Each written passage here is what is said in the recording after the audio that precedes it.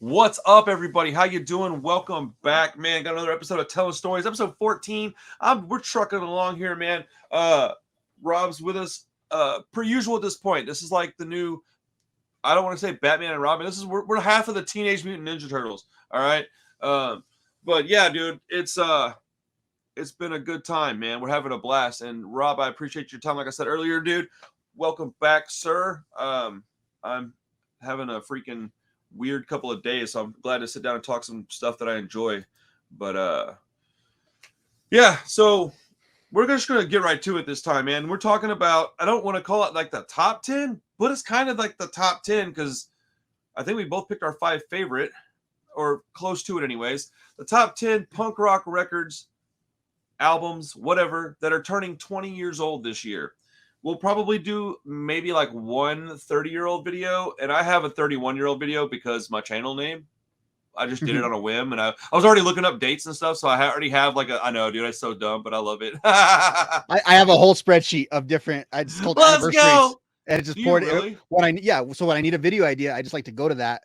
So I have some of my 93 and 2003 in there, just kind of laid out. Nice. Okay. I have March, and then I just have them listed, and I don't get to all of them, but dope. it kind of keeps me on track. I like to do that like November. That's a few years in a row I've done that to just sort of to map things out. I wish I could do it even more comprehensive. I go to discogs.com, and just go. I'll go to Epitaph and just see everything they released and try to suss out what was the first run stuff. I didn't even.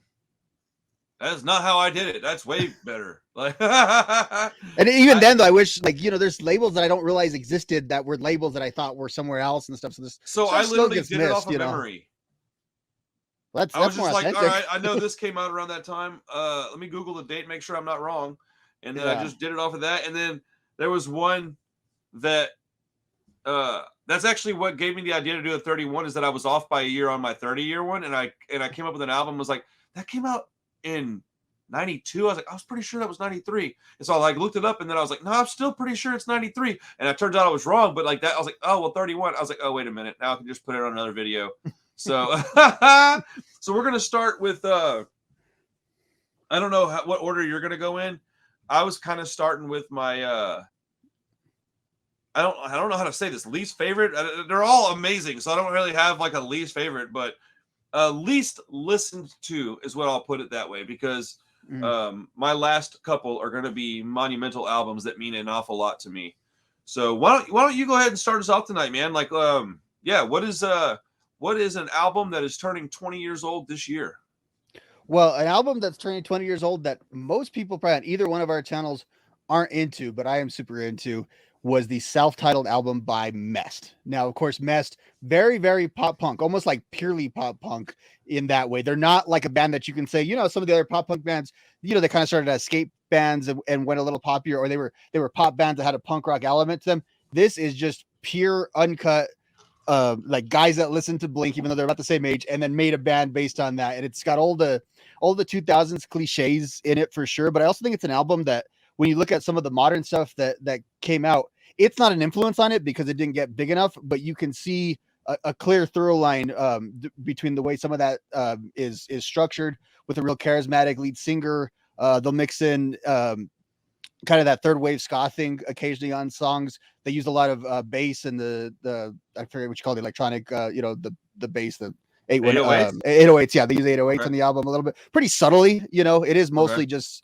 kind of frivolous pop punk, but I like it. It hit me at the right time.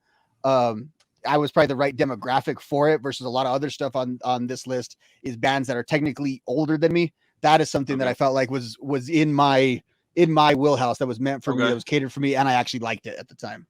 So, okay, real quick, I'm sorry. Something's popping on your mic. Check maybe your cable or something, but it's popping almost every time you say something. Is that better? Yeah, actually it is. Okay, go ahead. Like a sentence, like, yo, what's up or something? Hey, how's that? Oh, well, they fixed it. Okay, cool. Okay. Yeah, it must have just been a small connection issue. All right, sorry about that. So, oddly enough, I had never heard that album, and not even a song off of it, and I was like, you said Mest, and I literally was like, that's not a pop punk band. So, like, I don't even consider that a punk band. But I think that is a very subjective thing to say. Like, I can't say that with, like, authority. I say that with my opinion. Right. I do know that they played Warped Tour, didn't they? Mm-hmm. And that doesn't mean a 03, band's punk either, because there's a lot of emo bands that play Warped Tour that are far from punk rock. But they were definitely in that circle. Mm-hmm. I listened to about 3/4 of the album today. The first 2 tracks, I was like, okay, maybe I was wrong. And then like track 3, 4, 5, I was like, oh, never mind. This is what I thought it was. I don't know, whatever that is. The first 2 tracks were pretty catchy, but like it just seemed like when that came out, because in 2003, man, I was 21. Mm-hmm. Dude, I was like almost crust punk, dude. Like I was like mohawk, like getting tattooed. Like I wasn't listening to, I mean, like even at that point, I wasn't listening to Blink-182 anymore. I don't know that I was even listening to Pennywise, dude. Like I was like, nah, dude. Like I think the most poppy thing I listened to was probably NOFX. But like I listened to a lot of like rock and roll punk at that point. I was listening to US Bombs, One Man Army, stuff like that back in 2003. So that's why, and you can tell by my list here in a minute. You're gonna be able to tell. So while at that age I probably would have been a whole lot snobbier about Mest, at this age I look back on it and go, interesting, man. If I had been a little younger, I would have probably loved that band. Right. I was that guy. Literally, that's me in 2003. You know, so like I said, I was right in the demo, and it was that type too of there was like this line with some of the popular punk that I always liked the stuff that sounded no different than the mainstream stuff, but wasn't quite as big, and not for the reason that it didn't get as big. I just thought it was a little more. I guess maybe that's what it was. It was a little more like my stuff that, even though it was very much mass produced, there was still kind of a barrier of entry to it, even though that it was popular. So I look at music like that as kind of, I tell people it's like my classic rock. It's like the stuff that was just, it was on when I was young. And so it's always going to have a little bit of that resonance to me, the way, you know, like some people, you know, may have not liked, I don't know, name any band from the 80s, something like New Wavy or something, but everybody kind of the stuff that was on that when they were young, you know. Everybody that's 5 years older than me hates Green Day and Blink, and I don't. So, you know, yeah, I don't have an issue with the band. I would have back then. I don't care anymore because I just don't care. Right.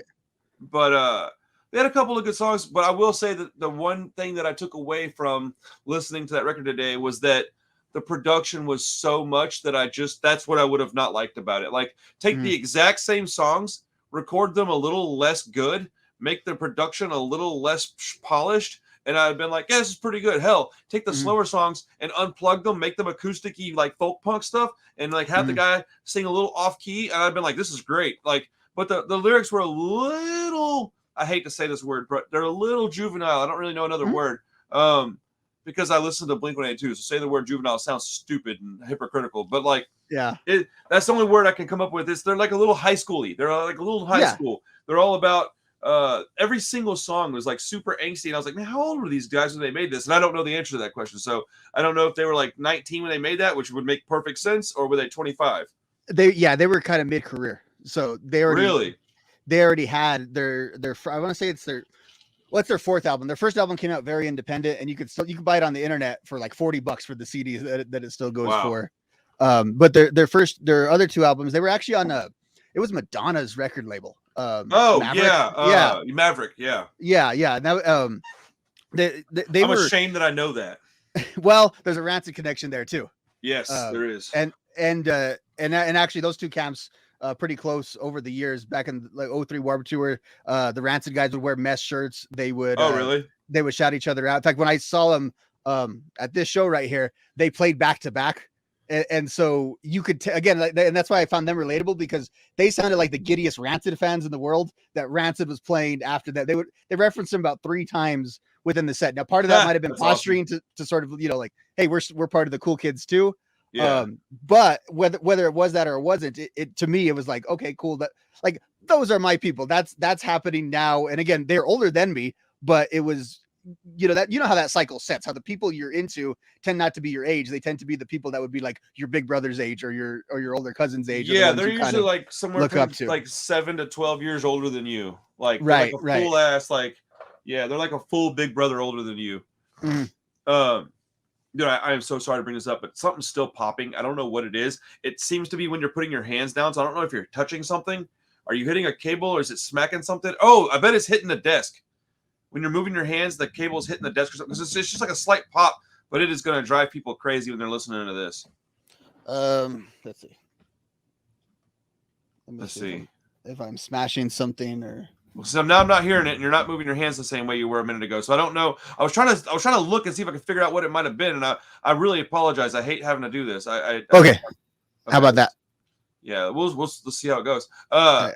But yeah, I think that they're a good gateway band, and back then I didn't understand this, and I do understand it now. You have to have a gateway band. Like for me, my gateway band just happens to be an actual punk band. The only reason that they're my gateway band is because of how I heard them. My gateway band just happened to be Rancid. But I would think, how do I say this? I think that if you took the two of us and looked at our journeys and our discographies of what we listened to, I might have been a little more extreme with my music than you were. I don't know if that's true or not. I just based it on our conversations we've been having. I think so. I think so for sure. Yeah. I went with a lot more crust, a lot more street punk. I had a lot more violence, and I was a lot more. Were you like a latchkey kid, or were you? I was out at 17. I moved out. Like I was. No. See, I was more in the mold. I mean, I had some other problems too, but I was more in the mold of.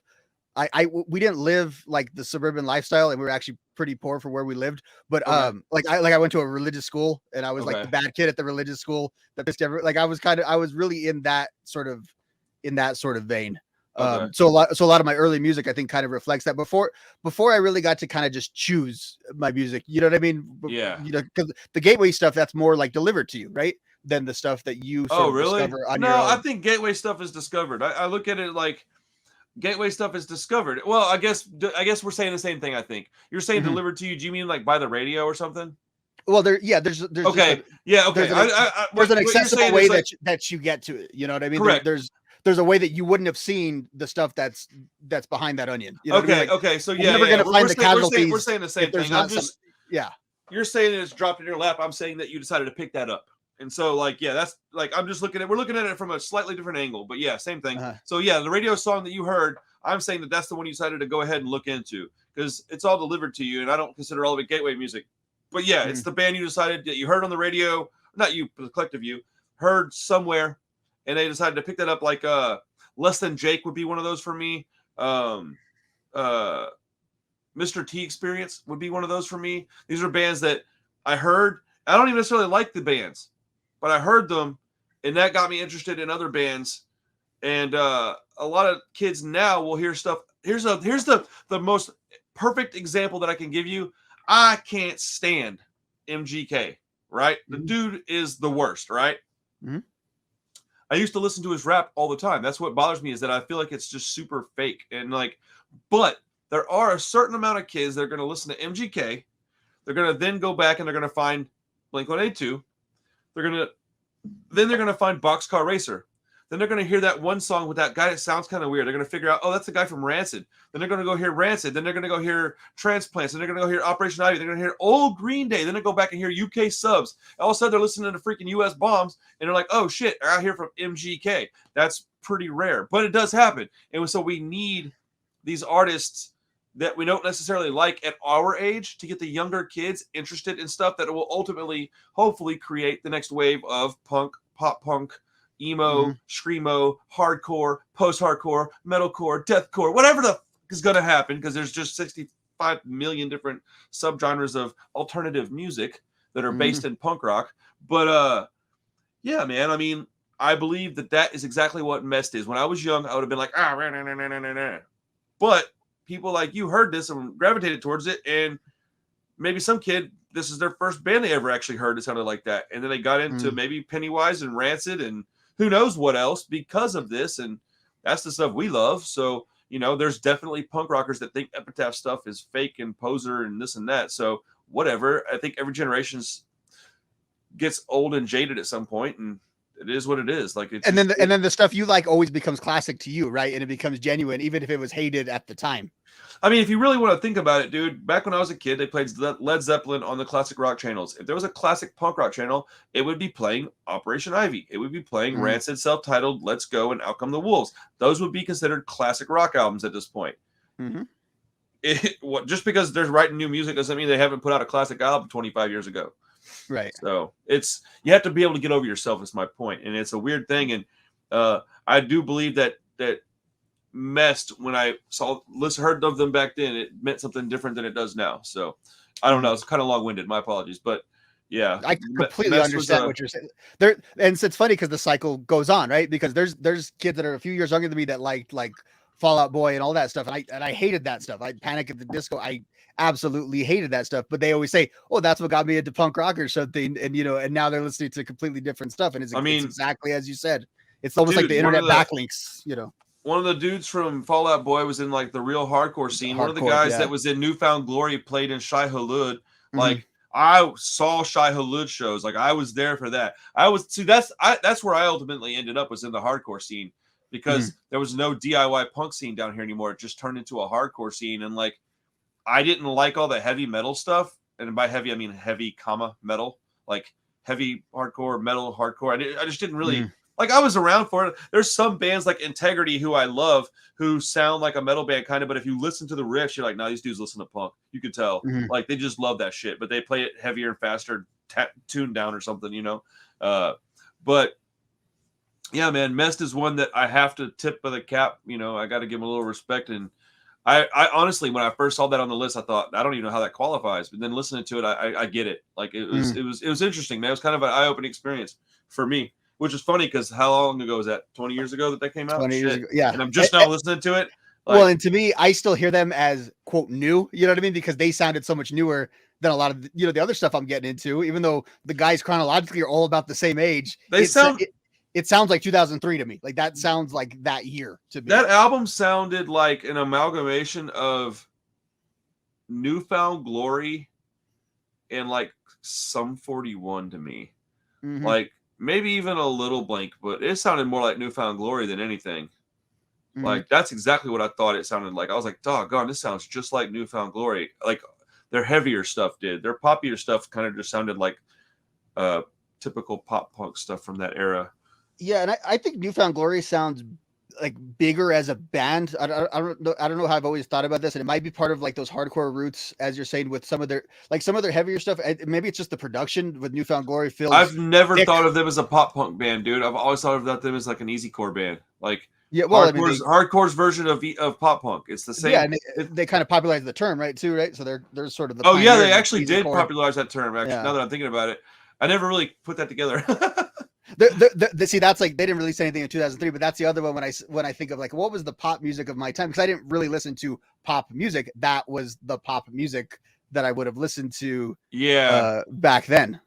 I will say I was always fortunate to never be into the radio. So even when a cool song came on that was from an artist I didn't like, I never got tired of it because I never listened to the radio. So I'll hear stuff now that came out in like the late 90s, and I'm like, oh, that song's awesome. And people are like, yeah, I've heard that song too many times. I'm like, yeah, I never listened to radio. So this is like maybe the 13th time I've heard it. And it's like, some fresh uber platinum song.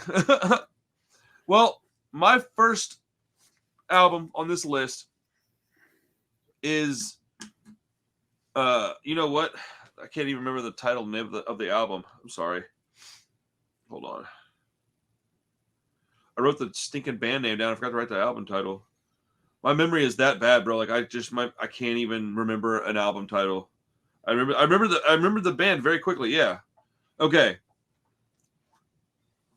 So my first album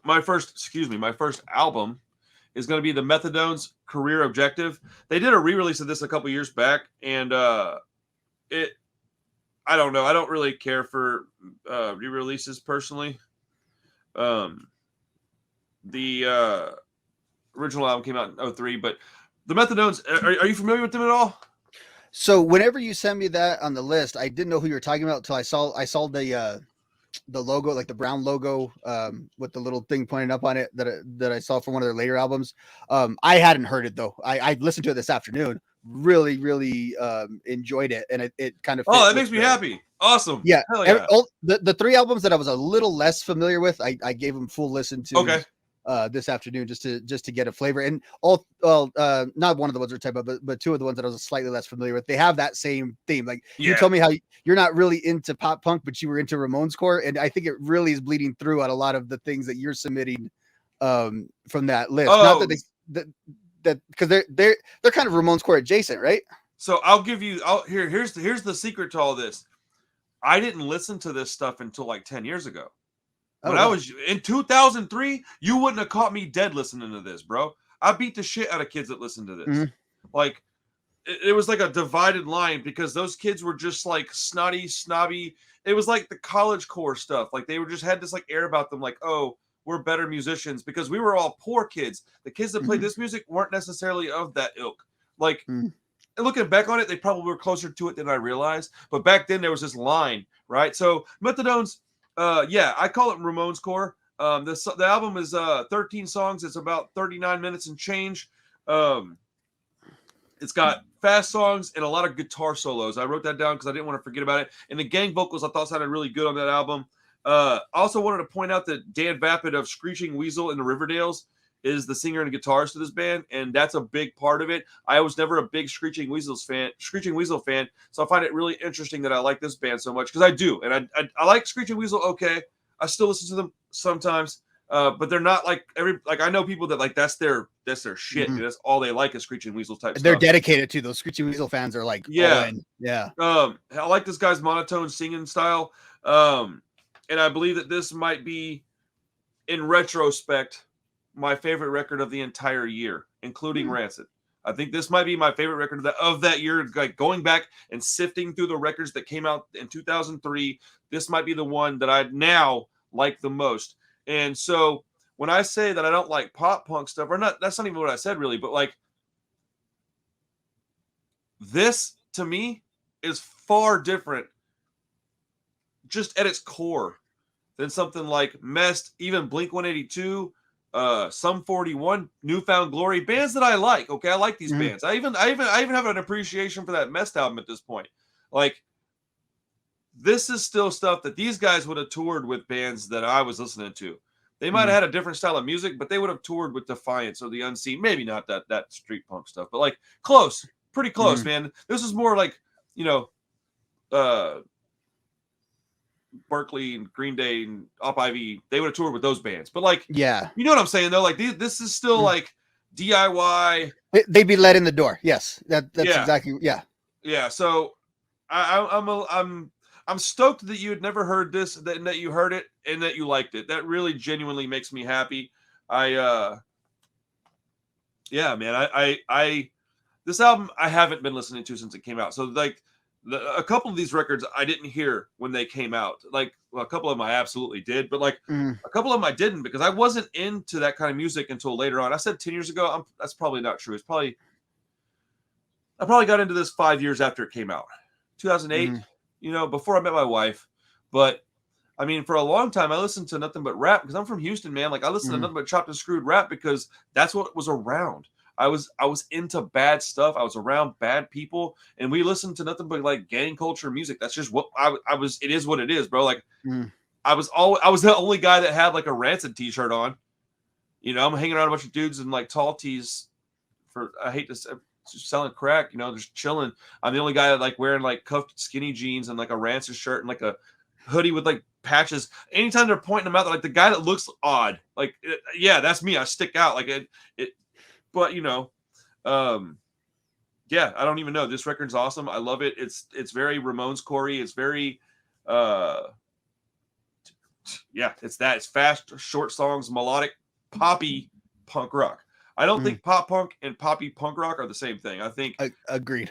Yeah, there's capital P pop punk, which I would classify like Mest as, where it's actually a genre, so to speak, where it's its own form. Where I call lowercase pop punk, which is pretty much everything else. Yeah. But if you want to put it into a genre, like the Ramones Corey stuff would be the stuff that kind of define. Like when I think of that, I just think Lookout, like just basically whatever the Lookout bands. Yeah, Lookout stuff that was on. There was a couple of record labels. Kung Fu probably. Kung Fu, yeah, a little go. But there's a lot of those bands like, I mean, but the older I get, okay, so you know where this comes from though, is that I liked One Man Army, I liked Pistol Grip. Those bands are very rock and roll. These bands are very rock and roll. And I think it's like I got to where I couldn't find any more of these like rock and roll punk bands. And it led me down as a matter of fact, I didn't like the Ramones till I was almost 30. Mhm. Like, I just didn't care about them. I was like, dude, I mean, I'm glad they existed because we needed them, but like, I don't care about the Ramones. I want Mohawks. I'm pissed off. I wanted dirtier than that, And there was a one period where I listened to a lot of ska, like a lot, bro. Like more than I want to admit. Like, it's too much ska. Like, yeah, plaid fucking jackets and stuff. Like, no good. I seen the Slackers were coming to town this week, and I was like, I love the Slackers. Yeah, I wish he was in town. He'd be so happy, bro. That'd be so good. Oh man. Yeah, dude. I mean, we don't have to keep talking about Methadones. They were a great band. I knew that one of the guys was in the Screeching Weasel. I didn't realize it was the same dude from the Riverdales. I love the Riverdales. It's another one of those 50s doo-wop pop punk Ramones core bands. I freaking love them. I've actually got the Methadones. I believe I had that on LP and I had the Riverdales on CD because that stuff gets expensive, man. Even like you said, that other best album is $40. That doesn't even surprise me, man. I routinely get I purchase CDs for $30, $40. If it's something I want bad enough, I just order it. It is what it is, and I just get it and I keep it. It don't go nowhere. But like, yeah, I mean, some of this stuff is crazy expensive. It's that thing too. If you can't find it on a streaming service, you're gonna pay a lot for it. The physical version, bro. Yeah, like that's what that Mess one is. It's even though the Mess was literally on Maverick Records, their first album isn't on a streaming service. Have you ever heard of Tragedy? Maybe a D-beat hardcore punk, like a D-beat band. D-beat, you know what D-beat is? Like Discharge. Yeah. Okay, so like, dude, this is a CD. It's open and played. It's $60. This one is unopened. It's like $120. It's a punk band, but they made these themselves. Like, this is self-produced. I just happened to like them, so when they came through, I bought it. And I never opened this one because I had like a burn copy of it. So I never listened to this. I just wanted to support the band, so I did.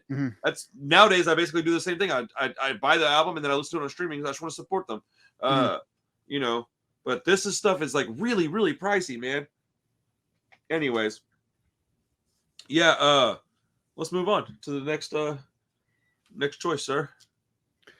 Okay, so I will stick with my poppier themes and then move out to our commonalities. That's pretty much what I was doing too. Yeah, that was the way I categorized it. And I think the two poppier ones that I have are more that I think I like those bands. And I do like the albums, but I like the bands. And it was kind of a peak for them in 2003. And so that would be the major label debut, speaking of kind of adjacent Ramones score, of So Long Astoria by the Ataris, which was a massive album at the time. Dude, another band that I've never considered punk rock. Like when I saw your list, I got like shocked by it, and then I got kind of stoked because I was like, you know what, dude? I need somebody that I have a lot in common with, but that we have some diversity so that I can learn. Like, I'm all about learning at this point in my life. I want to learn as much as I can. So like what was their big song on that one? That was the cover of Boys of Summer. That was the biggest song they ever had. That's what I thought. So I will be honest about it. In 2003, I worked at Circus City. When that song came out, I had that CD, I'm pretty sure. Playing all the time, probably on the in-store speakers. They played it a lot. That song, I got it because at that point I was young and I was soaking up everything that had anything to do with punk rock. And that's actually how I got into one of my other picks here. It was the same time I was working at Circus City and it just happened to show up and I was like, what is this? And I bought it. But like anything that was punk adjacent, one of my best friends in the whole world, shout out to B Rich, my dog. I met him at that Circus City. He had a minor threat tattoo on his arm, and then we ended up like breaking his straight edge and doing a bunch of fun stuff. And like, yeah, man, we had, dude, at that Circus City, I used to play Blood for Blood CDs on the home stereos, like loud, dude. Like I played Pride Kills from Texas. I played Terror, Lowest of the Low. I played like hardcore bands, like stuff that you're like, what are you doing, man? Like white trash hardcore rock and roll, fuck you. And I play that like loud, dude. And my softer side was stuff like the Ataris and bands we'll talk about in a few minutes. But yeah, dude, I won't let you talk about it. But I just, yeah, man, I actually own that CD. It's crazy. So it's funny to me because the Ataris, for me, on a personal level, they were the first band I ever saw. I felt I saw make it in the way that like. Oh, like you were a fan before they got big. Yeah. I would like. I wish I could claim that with a lot of other bands, but the two that it applied to happened. They released in the same month, but I didn't like the album. It was AFI and the Ataris. Those are two bands that. What was the AFI album? The Sing to Sorrow. Oh, that album's so garbage, dude. So I don't mind it now. I went back and listened to it about a month ago, and I was like, okay, it's not bad. But it was one of the ones. It was available out of Walmart, so that was cool, right? So I was like, okay, I can get new AFI right here. I listened to it once, and I was like, that's not the same band. I wasn't like mad at them. I was just like, okay, that's not for me. Now, this Atari's record of their early run, they made one album after this that was like an indie rock album, and I just kind of don't like indie. And so I don't like the direction. I had to catch me in the right mood, and I like a song or two, but I won't like a whole album. A whole album or a whole. So of their early, so their Kung Fu albums, and then this one that was on Columbia. To me, it's the worst one, but it still makes my list because again, part of it is sentimental because it was like cool. A band I knew was big, and it like the girls at school knew who they were, and it was funny because like a few months ago nobody had a clue. So that was kind of cool. Isn't that and then weird? It is weird. It's like a piece of ownership that you have over. Like you feel like you put in all this equity, and for me at that point, it wasn't a ton of equity. I was like, I was buying CDs and listening, but at least I had done that and had that time in, dude. And your time is the most valuable asset you've got. So I remember walking through high school listening to Blink-182's Dude Ranch, right? And nobody really caring. Some people liked them, I guess. A few of my friends or whatever. And then like a year or two later, like I was in 9th grade, like 10th grade or so, Enema of the State came out and they just did this like huge explosion, right? And I was like, wait, you thought I was a dork for listening to this band last year. And then I remember it happened with Green Day too. I liked I think it was called Kerplunk. Mm-hmm. And then Dookie came out and I was like, dude, you hated me listening to this stuff. Like, what are we doing? You know what? As a matter of fact, a few bands came out, and I just barely caught them before they got big. I'm not going to pretend like I was around at 12 years old. I wasn't. It was barely, but I barely caught these bands, and I feel you on that, dude. I feel you having like some like pride in it. You're like, no. That's some stuff I jammed before it was popular. Well, and with the Ataris, it was funny because The Boys of Summer was their big hit song. Everybody knew them because you already knew the song if you heard it. So like my parents probably knew it. That's a big benefit. Yeah, and they hate that that's their legacy is that song. They have it. It's the 12th song on the album. They didn't want to release the cover. They wanted other singles. It just happened that K-Rock started playing it and it picked up, and that's how it went on. I will say about that album too. At the time, a lot of their fan base really, they were a kung fu band, but they tended to tour with a lot of fat bands. Like they had the Lagwagon drummer within their band. And Joey K produced a lot of their early stuff. So they were very much in that scene. A lot of their fans didn't like the album because it was almost the inverse of Teenage Angst, where their first album is all I live in Indiana and I fucking hate this place. And this album is like, I'm 26 and I have nostalgia about my home and where I grew up in and I need all to go that. back and listen to their first album then. Yeah, it's pretty good. They weren't really a band, they were really the singer. They have the guy who would go on to be guitarist in like Sugar Cult, and again Lagwagon's drummer that passed away is the drummer on that album. But it was really one guy who at the time was like 17 in his basement that sort of just went to Hollywood after the Vandals kind of gave them the endorsement. And it's funny, so that album is so primitive, and this album is so polished and so produced, and it wasn't that long chronologically. Also, it's an adult. It's still it's categorized as pop punk and it was received as pop punk, but it's really like an adult album in that way. There's not very many of those I actually like, but when I go back and listen to it, there's a lot that he talks about, like being a dad to his daughter and not always being there, and a lot of themes that I didn't really get and weren't really popular in punk at the time. It was all about like your shitty dad, not about like, hey, I'm the bad dad that's doing my punk rock thing, right? And family members dying and that kind of stuff that's just more relatable now, as someone in my mid 30s than it was when I was 16. Man, I watched that documentary today from hold on, let me figure out what it's called. You'll the probably F-word? Do what? Is it called The F-word? No, that was awesome though. It's called Turn It Around. I've got it. Yeah. They just put it free on YouTube with ads too. Did you see that? Yeah, that's how I saw it. I was like, "What is this? How did this get up on YouTube?" Yeah, I purchased it on Amazon like 4 years ago. I feel like a sucker now. I watched it immediately because I thought it was going to get taken down. Oh no, dude! I'm gonna probably still go buy a copy of this. Don't feel like a sucker, bro. Like I watch things and listen to things all the time that I paid for, but I'm watching it on a free. Support these people, man. They deserve it, man. Especially the people involved with that one, dude. The fact that they had Tim on there for probably a total of like 10 minutes is crazy to me. When But he's there with doing his op thing, talking about hedge core, that's a funny moment in that movie. bro, I love Tim Armstrong so much, dude. Like I genuinely like I could die pretty happy if I could just sit down with that man and have like a cup of coffee and just, hey man, don't talk too much, but just chill with him. Like, all right, I just want to sit there and just be like around him.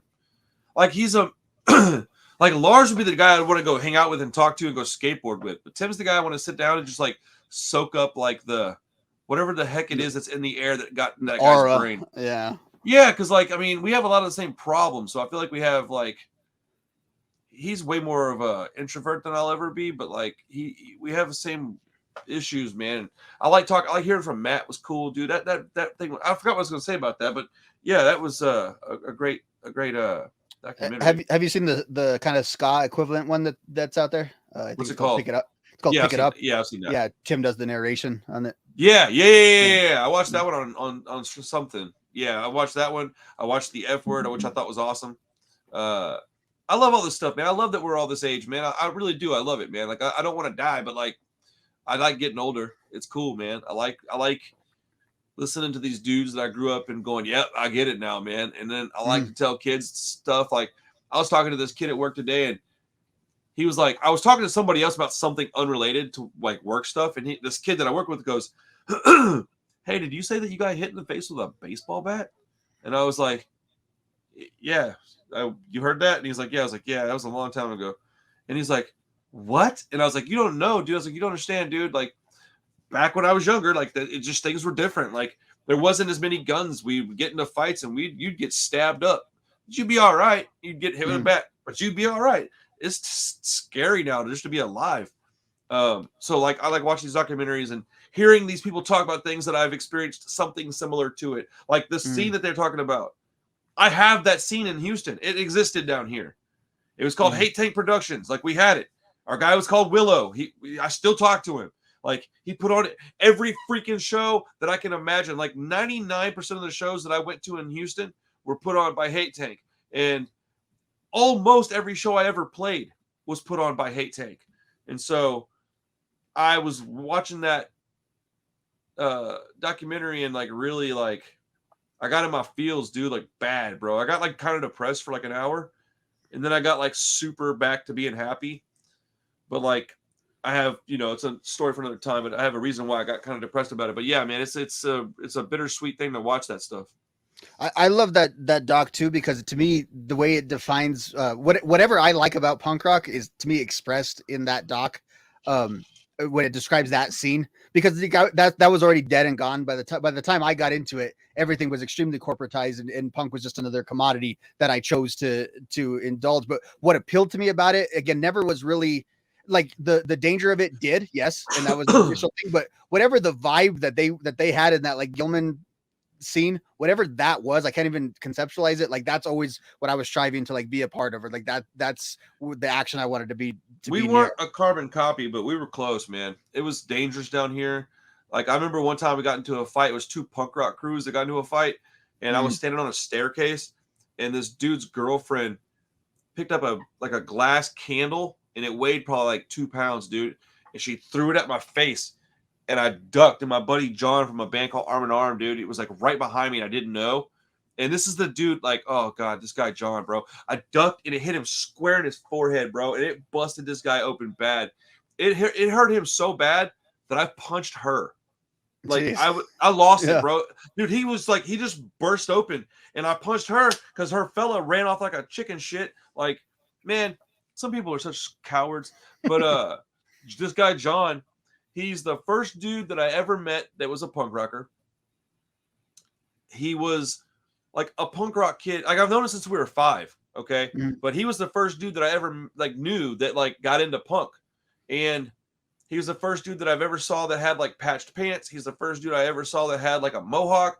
He's the first dude I ever knew that like dropped out of school and was getting into fights. He's the first dude I ever knew that did any DIY stuff. He taught me how to screen print. Without him, I wouldn't have my clothing company. Like this, I lived with the guy.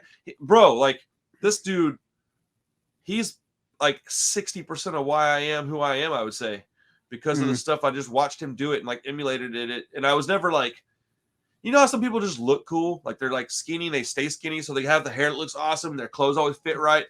He was that guy. I always wished I looked cooler. Like he was like the guy that I like was like, dang man, he looks way more rad than I do. And you had to try, right? And you I had to try really hard to fail. Yeah. And then he just woke up and was awesome looking.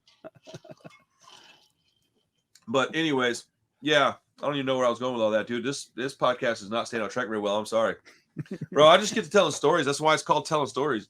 So this is our focused episode too, right, bro? This is our ADHD episode by accident. Sponsored by Ritalin. Bro. Wait, is it my turn to go? Yeah, I think so. Okay. Okay. Let's see. That's hilarious.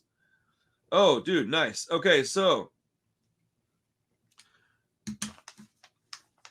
Teenage Bottle Rocket, Another Way, is another band that I didn't discover until later in life.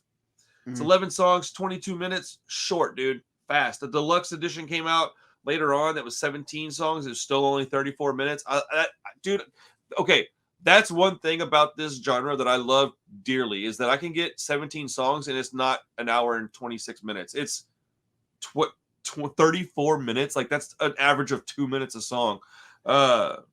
Is another leather jacket type band, Weaselcore they called it, Ramones Core. There's a bunch of different names for it.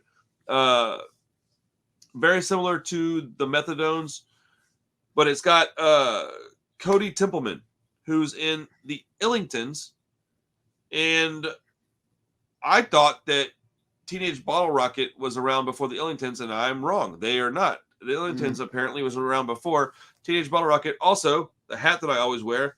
It's one of my favorite logos ever, bro. I love this logo. Teenage Bottle Rocket is probably the latest band that I got into out of all of these, dude. Like, I probably was barely into them when I met my wife, or maybe not even, dude. Like, I didn't get into them until fairly recently, like within maybe 10 years. I don't even know how I missed them. I don't even know. It doesn't make any sense to me. I'm positive that at some point I heard some of their music and just didn't realize it. But out of nowhere, one day I just was skimming through Pandora or something. It might have been it might have been Pandora. It wasn't Spotify. It was before Spotify. And like a song came on. I think it was Bigger Than Kiss. Was that the song? I can't remember what song it was, but it might have been that one. And I just thought like, oh, this kind of sounds like a few of these other bands that I dig. And I just kind of like hit like, yeah, sure, I'll take that song. And then I just kept hearing them. And I was like, damn, they really do sound like these other bands like that I really enjoy. And while on one hand, I love bands that sound wholly original and have their own thing going, a la Rancid and the Gaslight Anthem and all these bands that I'd really love, Wisdom and Chains. There is no bands that sound like these bands. They have their own thing. Like even Rancid copycat bands don't really sound like Rancid. We think they do, but if you get down and start looking at it, they don't. On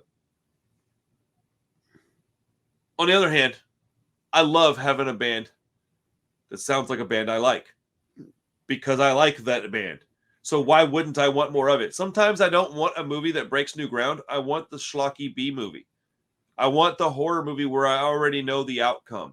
That's what I want. I want not mediocre, but I want what's the word? Like formulaic. I want familiar. Yeah. Familiar. I want familiar. Like kind of comfort food music in a way. Yeah. Yeah, I want familiar. I don't want it to necessarily be, something that breaks new ground, man. I don't always need that in my life. And Teenage Bottle Rocket, Another Way, is a really good album. I believe it might be their first album even. But dude, it's just fast, short punk songs. Dude, I tell you what, I saw them live like a year ago or two, maybe a year and a half ago. That's where I got this hat. Bro, for a band that has like 3 guys and is in a small little place, these dudes rock deep out, man. They go at it, dude. It is awesome. They're so good live. I've still got footage from their live show on my other phone. I put a couple of songs up on like TikTok and on YouTube, but they are so good live. Had you ever heard of them? And if so, had you heard this album? This album, no. So they're an interesting band for me because as we talked about, like the age differentiation, they're like a couple years older than me, but they're like my generation of like dudes. So I feel like I can kind of relate to them because I feel influenced by a lot of the stuff they're clearly influenced by. I remember when they came out, I didn't take the time to get into them really till years later. When I kind of processed them more like this is like the Ramones core era, I would say, which the album you pointed out. And I kind of processed them more as a fat band when they were part of like that new wave of the fat bands in the 20 teens. I kind of feel like though I was almost going to say something similar to you said, how they said about, they sound like what's familiar to me. They are like the kids almost of the bands that I was really listening to like in 2003, all the fat bands, some of the lookout bands, all that stuff. They sound like just again like the next evolution of that. I kind of put like them and the Bomb Pops and the Interrupters as just like the modern versions of stuff I would have liked back then. And they're not even, I mean, again, we're talking about an album that's 20 years old. So it's not like they're old. I just categorize them as newer. Okay. Yeah. I can dig that. Yeah. Well, because they're not 90s, dude. There's a big difference between 2003 and even 1998. Like there's a big difference there. And so, yeah, I definitely agree with that. But I freaking love this band. I don't want to spend too much time talking about it because, there's not a whole lot. It's basically the same conversation we had with the Methadones. 50s style on this whole album. Yeah. They kind of have like an Elvis vibe. Like as in general, I've always thought that Teenage Bottle Rocket, it's like if Elvis was a punk rocker, he'd be in Teenage Bottle Rocket. I definitely agree with that. And I also think that they are almost the exact thing that I personally think of as skate punk. Like, I think they're more skate punk than I would like. I don't think that Pennywise is skate punk. They are. They're probably like the skate punk. See, and that's my default. When you say skate punk, I think Pennywise, and then I think Bad Religion. Those are the two that I think in that order. Even though I think of Bad Religion as a greater band, but I think as a founder, but Pennywise not even close, dude. Pennywise over Bad Religion all day, man. I really? Will take that. I will die on that hill, dude. If you look at song per song, how many songs do I like from each band, dude? Pennywise probably 3X's them, dude. Wow, and I love Pennywise, but I always view Pennywise as like the knockoff Bad Religion. That's NOFX, sir. NOFX is the knockoff Bad Religion. NOFX is the copycat Bad Religion. Yeah. Okay. Yeah. The plagiarized Bad Religion, maybe. Right. Would say. No, Pennywise is like, like I like Bad Religion. Okay, I've seen them live a million times. And one of the last shows I took my wife to was Bad Religion and Alkaline Trio. But I just never really. I don't get it. Like, I don't understand the hype, dude. Like, I mean, dude, one of the most boring bands I've ever seen live, ever. Like, oh my goodness. It sounds like a preacher up there, bro. It looks like an old man. Like, come on, dude. Like, I don't know, man. But on the flip side of that coin, like, I love that man. It's weird, dude, because I have this, like, weird thing about his music. But, like, as a person, as people, I love them. They're great people. I like what they stand for. I like what they did for our genre. I mean, how could I not, right? I mean, they birthed the stuff that I grew up on. And I always found it funny that was the band that gave me all the stuff that I love, but it's like my least favorite band out of all of it. Like, I mean, I get what you're saying. I get what you're saying. By default, I like them though. I mean, I do like Bad Religion. They've got albums that I listen to. It's more the fruits of their labor though that has benefited you. That you've engaged with. Yeah. I just didn't. Their live show is just so boring. Like, have you seen them live? Yeah, I've seen them live a couple of times, and I love the live show. Yeah. What? I know, but I like and I made a Bad Religion video, and I made that exact analogy that it's like almost like a church service up there. I said that, and I made he's the preacher, we're the congregation. It really is. Yeah. I just hey, everybody likes what they like, right? No, I'll go through periods where I'll only listen to Bad Religion for like a couple weeks at a time, where that's just what's on the brain. Yeah, I definitely go with Pennywise with that. I go where I'll only listen to, like, I went back and listened to this Pennywise album from 2003, and was like, what is he talking? This album slaps, bro. This album's awesome. Like, I listened to it like a lot more than I was expecting to, bro. That's awesome, dude. Yeah, behind the scenes, folks, we had a lot of discourse about the 2003 Pennywise album. Dude, yeah, I mean, it was like I think that's like probably the one we disagree on the most. Yeah, that's wild, dude. Yeah. And I don't even dislike it. I just, when I got it at the time, I remember being really hyped for it, and then just kind of having it, and it just sat there. I listened to it. I didn't think it was bad. It just didn't grab me. There's a lot of albums that I've done that with, and I've had to go back and like rediscover, man. Like, it's funny, dude, because doing this video, I've actually figured out where we start to part ways on our musical taste because like your list is like albums that there's only like one on there that I was like, oh, I get it. Like I like that a lot. But there's 4 albums that now I got appreciation for them. Now I want to listen to them and dig into them. But all the way up until now, I didn't care about them. It's weird, man. It's so strange. Well, and I think the list, even in a lot of ways, except for some of the ones that you discovered later, but even then, it really represents the ones that we're super passionate about our stages of life when they would have come out and how we would have received them. You know. Well, my 93 and 92 albums are like, I would say probably a little bit more personal to me. Because back then I had just discovered stuff in like 94.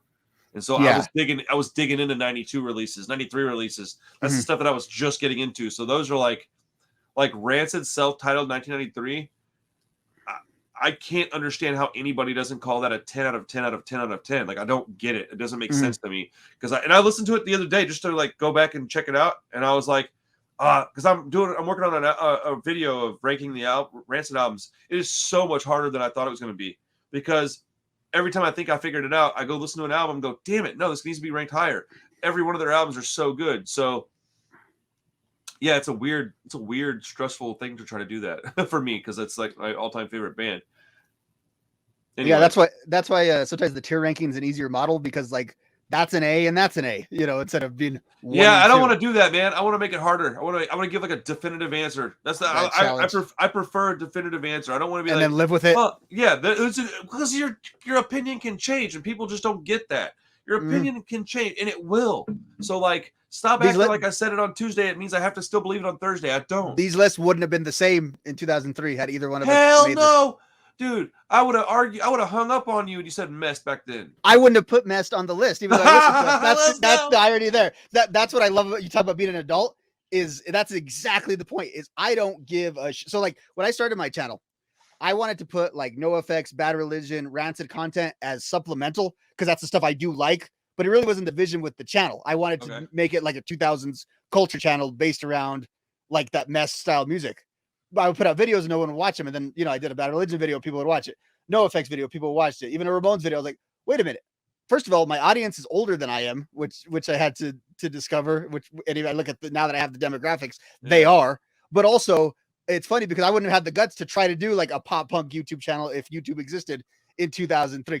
I listened to a lot of the stuff almost like, I wouldn't say like in the closet, but like, yeah, I liked it, but I was never going to buy a messed shirt back then. Like I got a New Found Glory shirt now that like I totally wouldn't have worn back then, even though I listen to them all the time. Yeah, I got a lot, dude. I used to get crap for being a Rancid fan, bro. So like, yeah, there was a lot of stuff that I did not tell my friends I was jamming. And see, that's funny to me because that's how I always like got led into the club, so to speak, was the Rancid attire, because by that point, again, 2003, yes, there was still that resentment towards them, but a lot of that had been sort of forgotten, and they had been enshrined as the legendary band. As you know, the band that all the other bands kind of wanted to impress. It felt like. So, I got into them at a weird time because they were like, they were blowing up when you were getting into them too, though. Yeah, and people like hated them for it. It's funny too because they never even went to a major label. I never understood why they got any hate at all ever. Period. The end. Like I just don't get it. People are just stupid. But all right, let's move on to the next album. What you got? Okay, let me pull up my list. Okay, this one I've had on the brain quite a bit recently, and it is going to be The Terror State by Anti-Flag from 2003. What's your feelings on Anti-Flag? I'm real curious before I go into the album, how you feel about them. So when I was, let's see, 16 or so, they had Die for Your Government, and I was like, yes, this band rules. And I literally had like the same shirts. I had my hair the same. I thought that they were like the most punk rock shit you could be was Anti-Flag. Then they came out with A New Kind of Army, and I was like, yeah, this band still rules. And then they came out with Underground Network, and I was like, like they just got polished. They hate that album. What's funny about that is they don't really like that album. Yeah.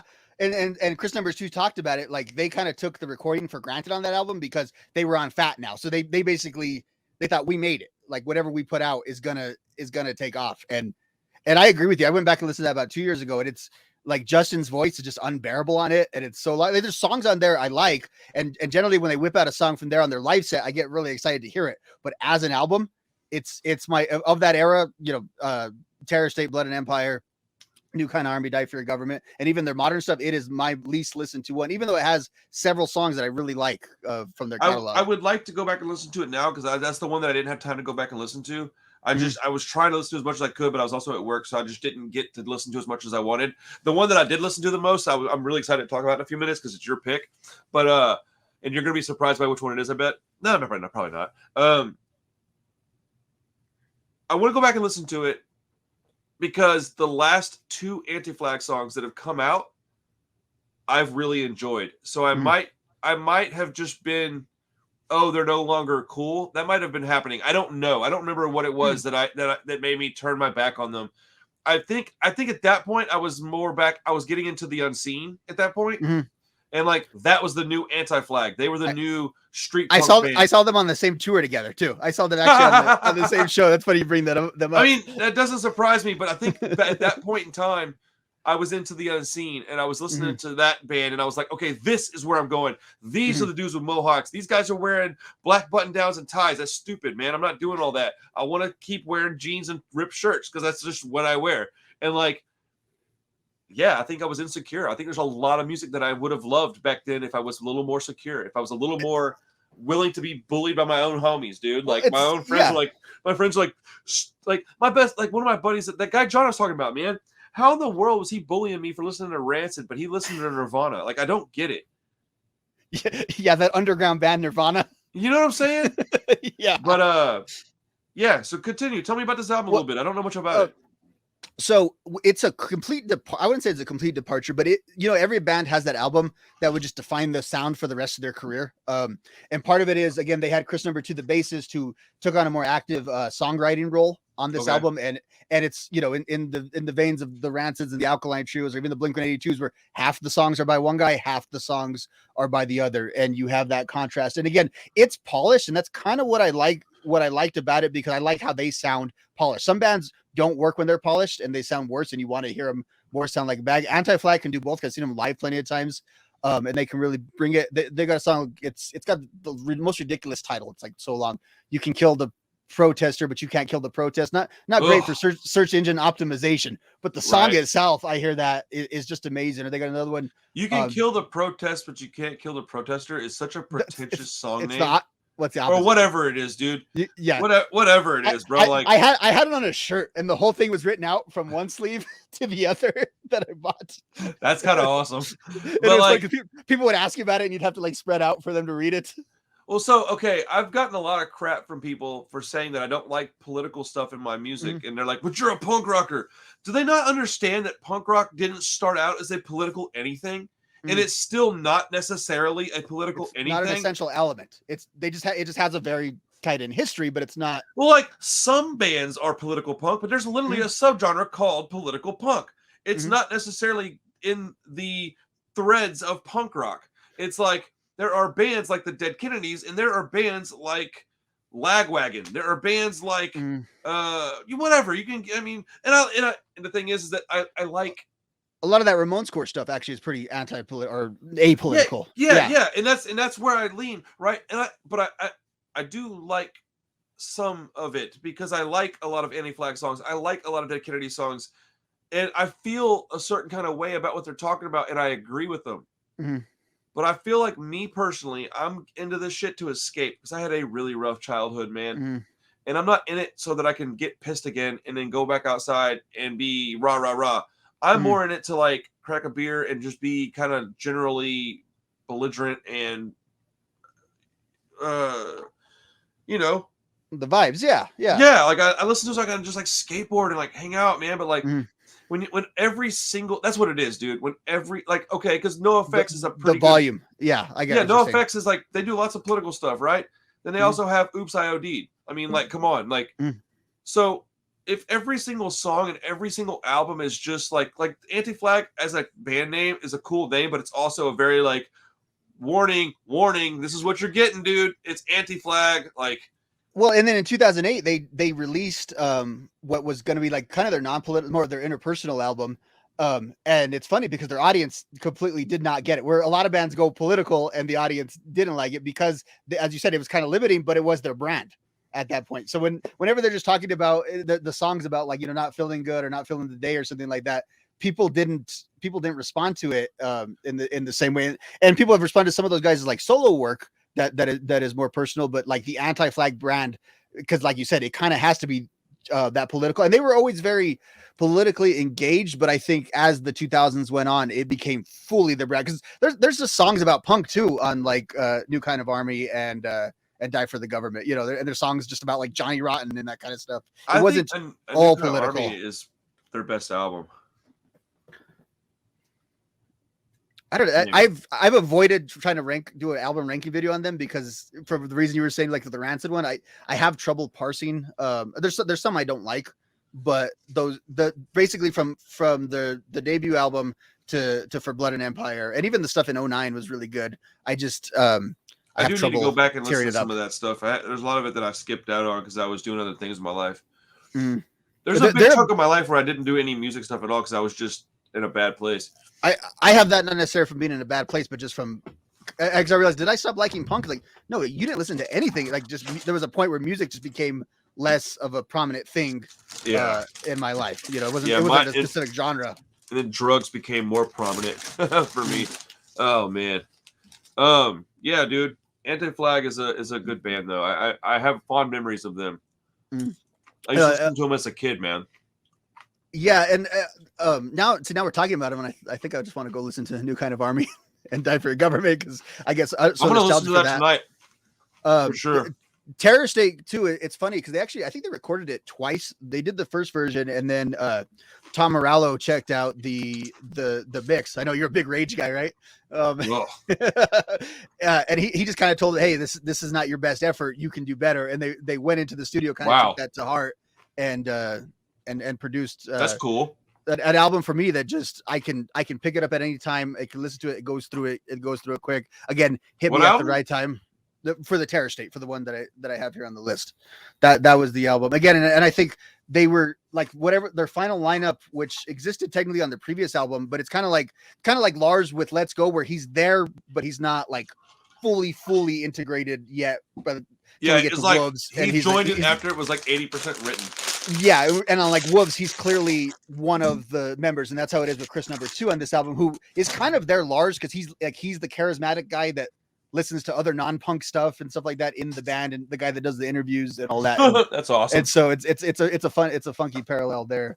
And they did a song together in 2015. Check it out. Wow. Brandenburg Gate that features Tim. That's awesome. That's something you'd probably be right up your alley. What is it again? It's called Brandenburg Gate.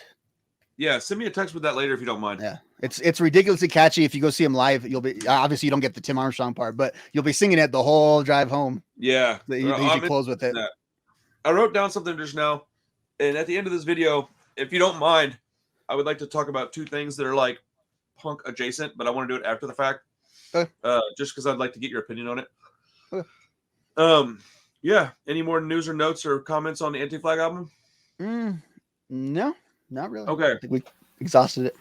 So, let's see. Yeah. Man, my writing is just on another level of bad right now. Anyways, my third album from 20. From my third album from, good grief, bro, I can't talk today. My third album from 2003 is Against Me as the Eternal Cowboy. I can tell you exactly what I was doing when I heard this album for the first time. I was sitting on a chair in a dining room. My friend was lifting weights, and I was looking in a mirror drinking Boone's Farm wine.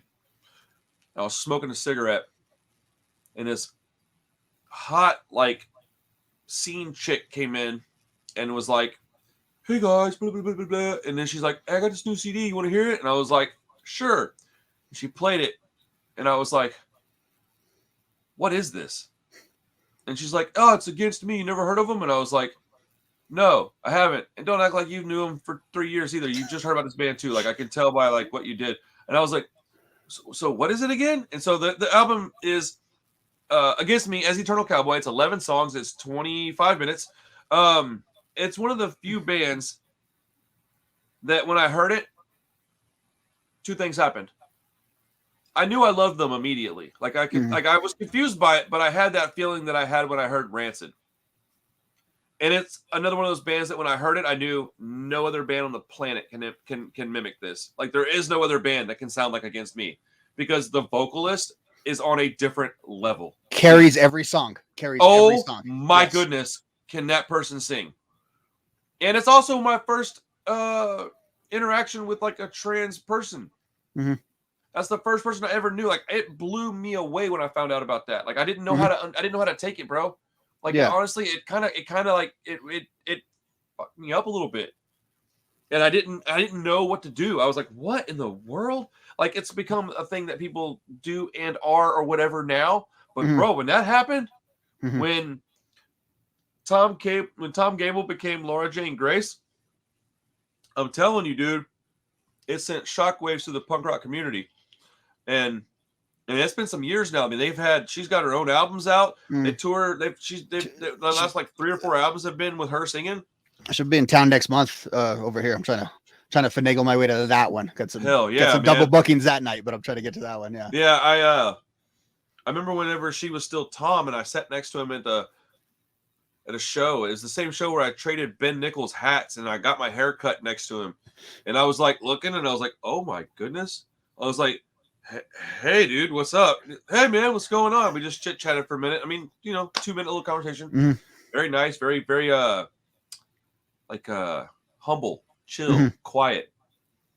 But dude, if you haven't heard Against Me, anybody that's watching this, first off, I'd be a little surprised that you're watching it, especially if it's the clip. But go listen to them and listen to this person sing and tell me that you can't feel the pain in their voice, that you can't feel the desire for change, just those two things right there are so apparent in her voice.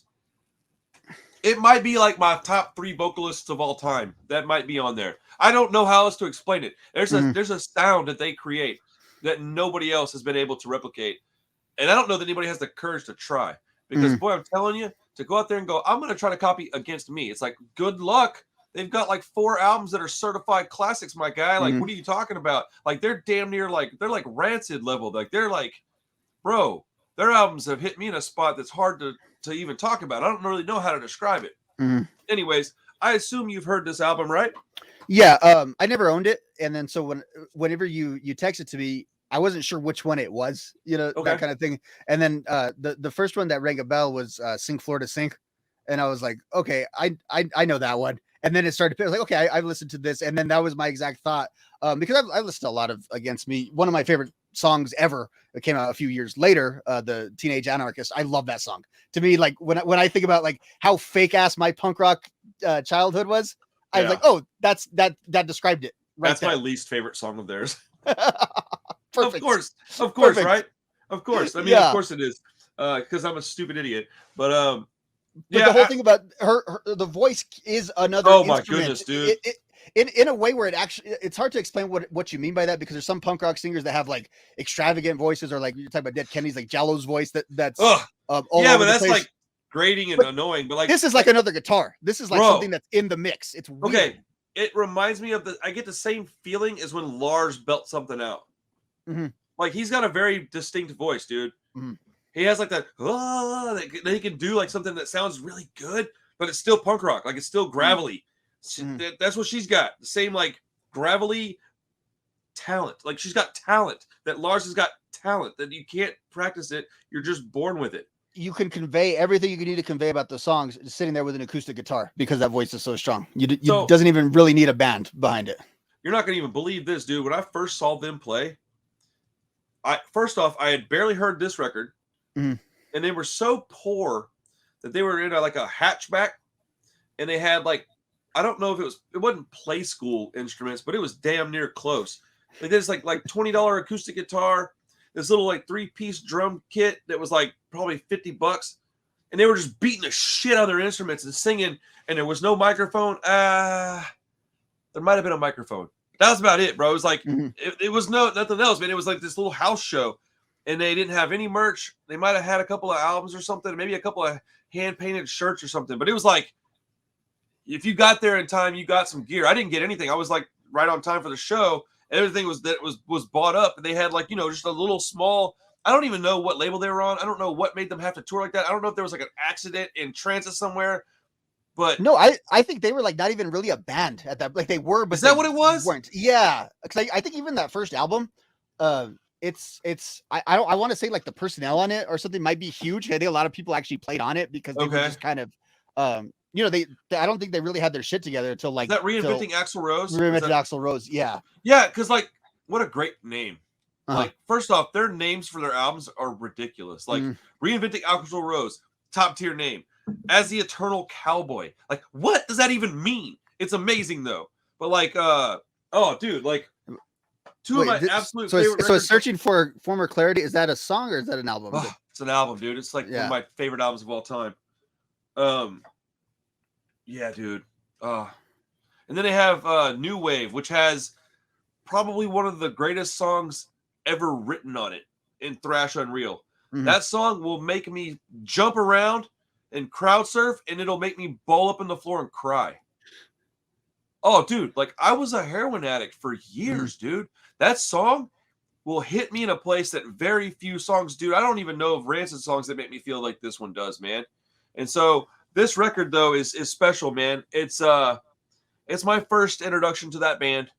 I didn't know who they were with Reinventing Axl Rose. I had to go back and find that.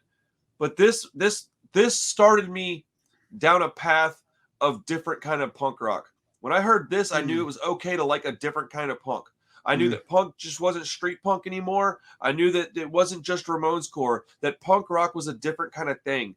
And with this particular album, it literally was like a detour. So I wasn't like at a crossroads. I was just going a direction. And instead of going this way, I just went boop. And then I ended up at the same place later. But like I got to things like, yeah, man, I don't really know how to explain it, man. It took me into a different journey. I was in a different place with this record, and they talked about things that not a lot of people were talking about in real punk bands. Like they got real emotional. It was like emo, but like for like punk rock kids. Like it was like, it wasn't swoopy hair seeing kids and like, for lack of a better word, pussies. It was like tough kids that were like dealing with some shit and like dark lyrics, man. Like real and like some political stuff going on, and like, I mean, they stand for a lot, dude. Against Me is no joke, man. Yeah, that's about the end of my spiel, bro. Authentic. That's what I would just say about that. Like very, extremely. Very. And I think that if there is one defining sentiment of punk rock that kind of links it all together, when you know it, you can feel it, and it's that authenticity, and they have that in spades. Yeah, man. I mean, I heard that record, and honestly, I didn't know what to think about it at first, but I knew I loved it, and I didn't know if anybody else was going to like it. And so when I found out that other people that I knew liked it, we all kind of like, oh, you like Against Me? Oh, I like Against Me. And then all of a sudden, there was like other bands trying to copy them and like do this like acoustic-y, screamy, yelly. Not as good as they. Oh no, dude, no, like not even close. And when I saw Tom Gable, it was on that tour with the singer of Hot Water Music and Kevin Seconds and Chuck Reagan. Yeah. Do you remember that? No, I remember you telling me the story last week about. Okay, so, oh shit, dude, my memory's terrible, bro. But yes, it was that's the tour. Yeah. That I saw them on. So like, I saw Against Me twice. Once was real early when I saw it when this record happened, and then once was like years later. That I was like, oh shit, Against Me's coming back. I don't know if they came back in between or not, but I saw them twice, and once was like at the beginning, and once was when they were like a fully formed band. I've never seen them with Laura Jane Grace. I would love to see what that's like. Did that affect you at all whenever Laura Jane came out as Laura Jane? It really affected me a lot. Well, because I heard about it through like a mainstream media outlet, and I was like, it was one of those things. Like I know that. Where do I know that from? And then I snapped to it. I guess it kind of didn't. It was at like 2012, 2013, right around there. I remember it being a big deal. I just wasn't very focused on it. Kind of, I really wasn't listening to a lot of punk. That was that era where I wasn't listening to a lot of it. So it just kind of like, oh, that's interesting to know, and then kind of, man, it was like,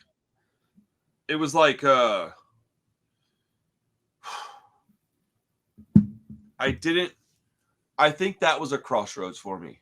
Mm-hmm. I think that was a crossroads, because I was like, all right, what kind of person am I going to be? And I know that this might sound dramatic, but this is really what happened. I was like, all right, man, am I going to be a kind of person that's an asshole because I don't understand something? Or am I going to go ahead? Because, I mean, look, dude, the punk rockers from my generation don't necessarily like that shit. Yeah. We were very accepting when we were in our 20s, but we're still accepting of things that happened in our 20s. We are now older. And so we're not the same people that we like to think that we are sometimes. Mm-hmm. And you have to be able to admit that. It's tough to swallow that pill. But I remember telling my wife about it and being like, man, I know you don't know who this is, but this person used to be this dude. And now they're this person. And I was like, what is going on? And I was like, what?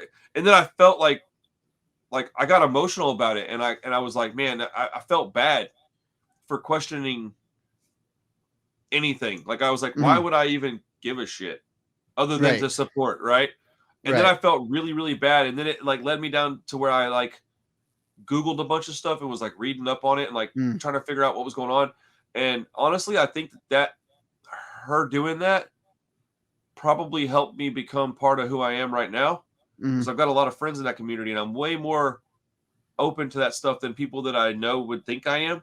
And it's because I don't really understand being a judgmental person. I don't really get it. I've been treated like shit my whole life, so why would I do that to somebody? I just don't think it's worth being judgmental about. Yeah. I have my lines that I don't cross, and those lines aren't even really into that direction, I guess. But like, I just don't understand being so uptight, I guess. But yeah, it was really it's a big deal to me. It's a big thing for that to have happened.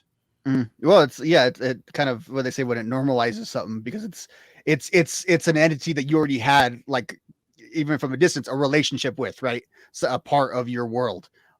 So then again, it normalized, like, oh no, that's just life and how it plays out. And her book, I've never sat down and read it, because when I want to read it, I don't want to do it for content. I don't want to do it for anything like that. I just want to read it and get the feels off of it, kind of, as you're saying. And it's one of those that I know it's an undertaking that I want to undertake, just because I can't think of a punk rock book that's probably not really about punk rock, but could not be more insightful than that book. Yeah. Have you read the NOFX book? That one. Yeah. I love that book. Like, I love that book. I love that book probably more than like the band. It helped me get through some personal stuff, man.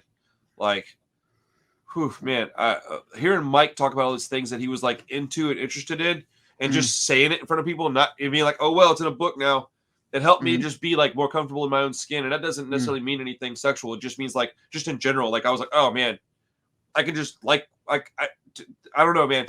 I owe these people a lot, man. All these guys, Mike, Laura, Tim Armstrong, Lars Fredrickson, all these people, I owe them so much.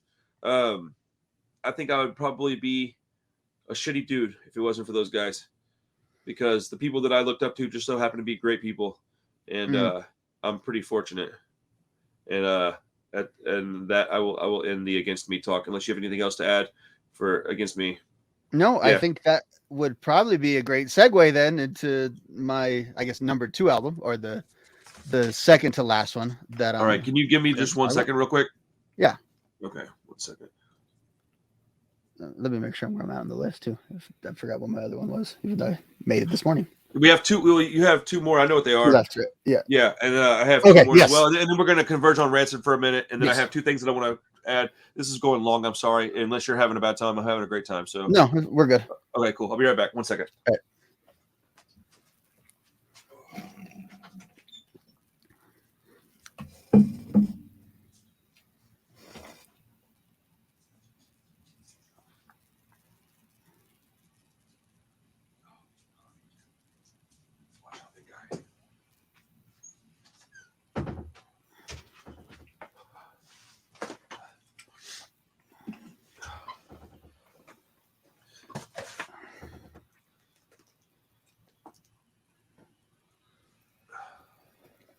So I was eating those chips a minute ago because I'm starving right now, and I realized how loud that must be.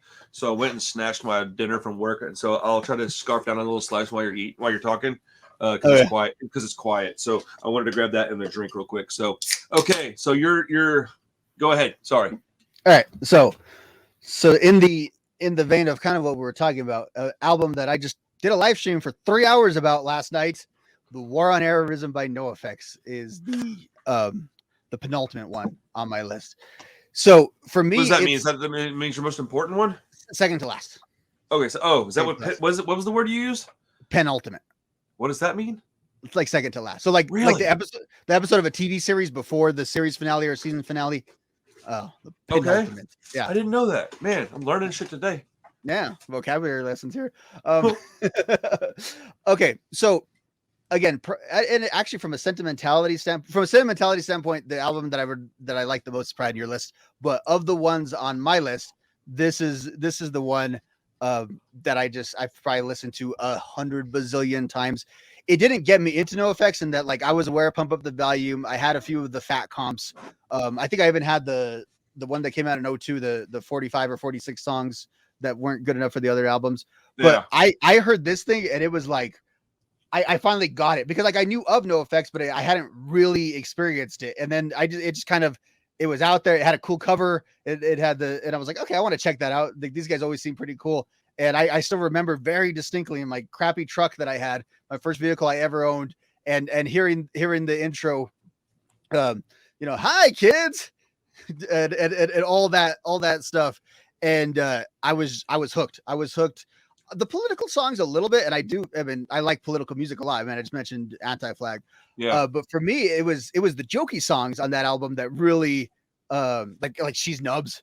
I just thought it was great. We Got Too Jealous Again. Whoops, I OD'd. All of those, along with the political ones as well. I love that album. I listened to it a million times. Probably bought it twice in its run of CDs because it got messed up a couple of times. And to me, that was a good like introduction to what NOFX was, even though it's not actually representative, I think, of like their 90s stuff. I think the 90s stuff is much better than this album was, but this album was just so huge for me. And again, like thinking about bands like Anti-Flag and Rancid that I was super into at the time, they've always felt though probably like too smart for me, especially then, or too like who like the Anti-Flags and the Rancids. Like I feel like those were like more intellectual. People like I was strive to be, but I wasn't quite at that level. Where when I'm hearing like Fat Mike do his songs, I'm like, okay, that's kind of where 15-year-old me is at. Like that. This Except guy's that they're like low key genius though. No, they are, but that's the thing about it. They can appeal. Like it's funny.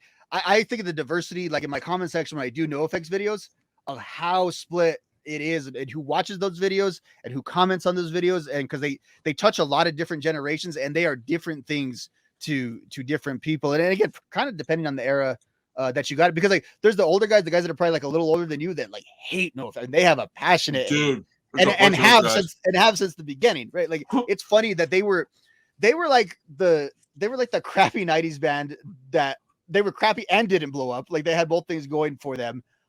They stayed independent, did well, but again, didn't blow up, didn't do interviews.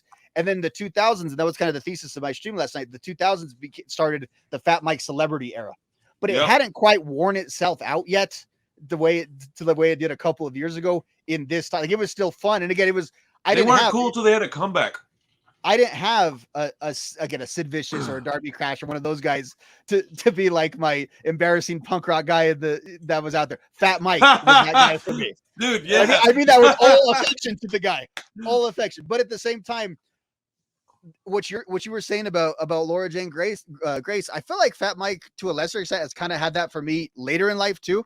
Because like everyone clowns on Fat Mike because he's like this 50-year-old guy with like blue hair and stuff that's still saying ridiculous stuff. And I'm like, man, I just like to have, I wish I had that kind of confidence in general. I don't. And it's easy to have the confidence that he has when he's in the position that he is, certainly. But like he, to me, is very much normalized punk rock as an adult. And it's funny because like the most immature guy theoretically in the genre is the one that like getting back into punk rock wouldn't have happened for me had it not been for just like listening to NOFX. Like I didn't like Double Album, but I like their more recent stuff, which is all personal stuff. More so it's more of the destruction of Mike, and I don't relate to it, but I just really like all that stuff. So I actually am gonna do a review on double album. I didn't Mhm. realize it wasn't a double album because I wasn't paying enough attention to it. It's actually very short. Yeah, you get through it Yeah. pretty quick. So man, it's wild. This video has been so much fun for me because I am finally seeing the differences in you and I, because that for the last couple of weeks I've been thinking like, okay, are we gonna have too much in common? Yeah. And I was like, man, wait, there's got to be stuff we disagree on that we can talk civilly about.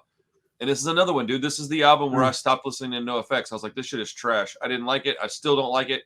I think it's got like a few songs that are good. I listened to it in its entirety today, and I just like the Separation of Church and Skate is a classic song. It is what it is. That song, and I think that's what bothers me is that this album opens up with one of my favorite songs of theirs, period, hands down. And then it just goes for me. I mean, so I'm saying that kind of in jest. Yeah. But yeah, man, like I think NoFX is one of those bands that's like one of my favorite bands, but I can never put them on like a S tier thing, dude, because they don't have a single album for me. Like not one that has no skips. Not a single album does NoFX have that has no skips. Every album that they've got has skips, and that bothers me because I love this freaking band. But like, where I was just looking at their discography, and I remember Pumpkin Drublick. I remember it coming out. I remember Heavy Petting Zoo. I remember So Long and Thanks for All the Shoes. And my personal favorite is Pump Up the Volume, which is another reason why I don't like War on Errorism, is because my favorite is Pump Up the Volume. So I was expecting like more of that. And it went from like, well, Pump Up the Volume to War on Errorism. It went and they turned into like this political band all of a sudden. And I was like, God damn it, why are you doing this to me? Like, and it's funny because I think like my second or third favorite album of theirs is probably Wolves in Wolves Clothing. Like they went back to the Pump Up the Volume, and I was like, oh, I like this. I like that album better than Errorism. If we were ranking, that album slaps, bro. It is so good. What's up with yellow covers, dude? Rancid's new song, NoFX, Wolf, like Metallica, shit in the bed. Oh, so bad. But like, yeah, man. I mean, NoFX is awesome, dude, and I like that they do political stuff. In my older age, I'm appreciating it more because I think Fat Mike stood up for a lot of stuff, and he stood up in front of a lot of people and did a lot of things that got him shit thrown at him and booze and. People say what they want, man. I die on the NoFX hill, dude. Like, if you want to fight about NoFX, we can fight about it. Like, whether I like their song their album beginning to end or not is irrelevant. They're a band that I saw them with Rancid. They did our split with Rancid. NoFX is basically the Rancid B-side for me. So you got some shit to say about NoFX. Let's go ahead and argue about it. Like, it is what it is. I learned a little bit about Rancid through NoFX through that split. That might have actually been, now that you're saying, the first thing I actually owned that was kind of a NoFX album. It was probably really? I got it for Rancid because I was really into Rancid, but I hadn't had the whole Rancid discography yet. You know, I just had probably 2000. Actually, you know what? That's exactly how it went down. Now I'm thinking about it. I only had 2000, and so the songs on there, the ones that NoFX is doing, and I love the versions they do of each other's songs, very, very much. I like the ones they selected, like specific. I would never think. Now the fifth song on Wolves, what the hell is it called? I can't think of Olympia. Like, I love the way NoFX does Olympia. I just like the way. I haven't heard that in so long. Is that available on something? It's on YouTube. It's not on any streaming service, but of course it's on YouTube. It's been uploaded to YouTube a few times. And by the flip side, like, I learned, you know, I learned a lot about NoFX through that split too. And it's funny because those bands don't really seem like they would fit together at all. Oh, really? I think because I discovered them really close together, they just kind of are like bands that I put together all the time. Like, I used to have Rancid NoFX comps that I made and stuff. So, but that was going to be my broader point, is that they are categorized together. But I think if you actually were to break them down, I think, and just objectively put them in different categories, I don't think you would put them near each other. Other than, like, you know, one song that, you know, they play a Rancid cover at every one of their shows, or nearly every one of their shows, which is kind of cool. Holy shit! Have you seen the price of this album on vinyl? No, of double album of the split. Oh no, it's probably a lot, right? Yeah, I have to own this, but I guess I'm gonna have to go with CD because I lost all my stuff in Harvey, so I don't have anything, Mhm. and I'm still like rebuilding it. And this is one that I never reclaimed, and Mhm. I have to own this at some point. But good grief, dude, What is the it? cheapest I'm finding it is like $200, Jeez. like the cheapest. Like that's not even like it, that's ridiculous, man. Oh my, bro, this is so sad. Anyways, man, this is crazy. But yeah, dude, like, sorry, we started talking about that. And I was like, I need to go check out this and find out if I can get this because I haven't heard that in so many years, dude. Yeah, I mean, unless you're gonna wait for your vinyl to come in, just go on YouTube and check it out. It's there. Someone I'm not gonna be uploaded able it to in buy it right full. now, so I'm gonna have to listen to it on YouTube. But boy, I'm telling you, this other channel I'm gonna do is gonna have a lot of content real fast because I just love talking about this stuff and I could do this all day, man. I could sit here and do this shit all day long. Like, would you ever think Lars could sing Vanilla Sex and make it sound good? Right? That doesn't seem like something that you would think of off the Dude, top I of don't your even head. remember what was on that thing, dude. So I want to say the NoFX songs are slightly more obscure NoFX, although there is Bob. I'm trying to think off the top of my head. There's Bob. I I think remember being really bummed out by this song selection, actually.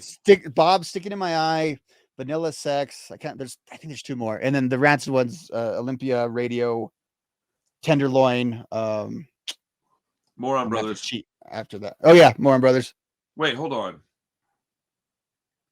Let's see here. Okay. Yeah, I'm the one. Moron Brothers, Tenderloin. Wait, Corazon de Oro? Really? Yeah. Is that from Life Won't Wait? Uh-huh. And Don't Call Me White. It's only Oh, 6 okay. songs? No. And then, yeah, No. Bruise, Antennas, Sticking in Okay, My the Bruise. Eye, Yeah. Bob, Vanilla Sex, Olympia, and Radio. Okay. Yeah. Yeah, I remember Well, being like really disappointed in the song selection from which end? From from on both. both set? Yeah. Yeah. I remember thinking like all the ones that I wanted them to cover because they didn't cover like the ones that you thought they were going to cover. Like Moron Brothers, okay, that one maybe, but Mm. like Don't Call Me White, dude. Really, I hate that fucking song. And like Antennas, I don't like that song. Uh, I don't know, man. It's really strange. Olympia, though, that's one of the best songs ever written. But Mm. like, yeah, I think at 41 though, I'll probably have a lot more fond memories of it than I realized. I'll probably go back and listen to it and really rate it quite high. The novelty of it too, I think Yeah, will probably yeah. be cool. But the War on Terrorism, man. Let's get back on topic, man. That Sure. album. No. That's not me, dude. I was the one that fucking started talking. Man, bro. If people could see the inside of my head, they would just be like, "This is interesting." They would get nauseous because it'd be going over the place, right? Likely, yes. So, how do you feel about the tracks, though? Like, did you feel the same way I did that it starts off on such a high note? Because you seem to really love this album, and No, yeah, I did. So again, I didn't have when I heard it too. I didn't have the context of like their entire career either. Oh, that Um, matters yeah, a lot. it totally did.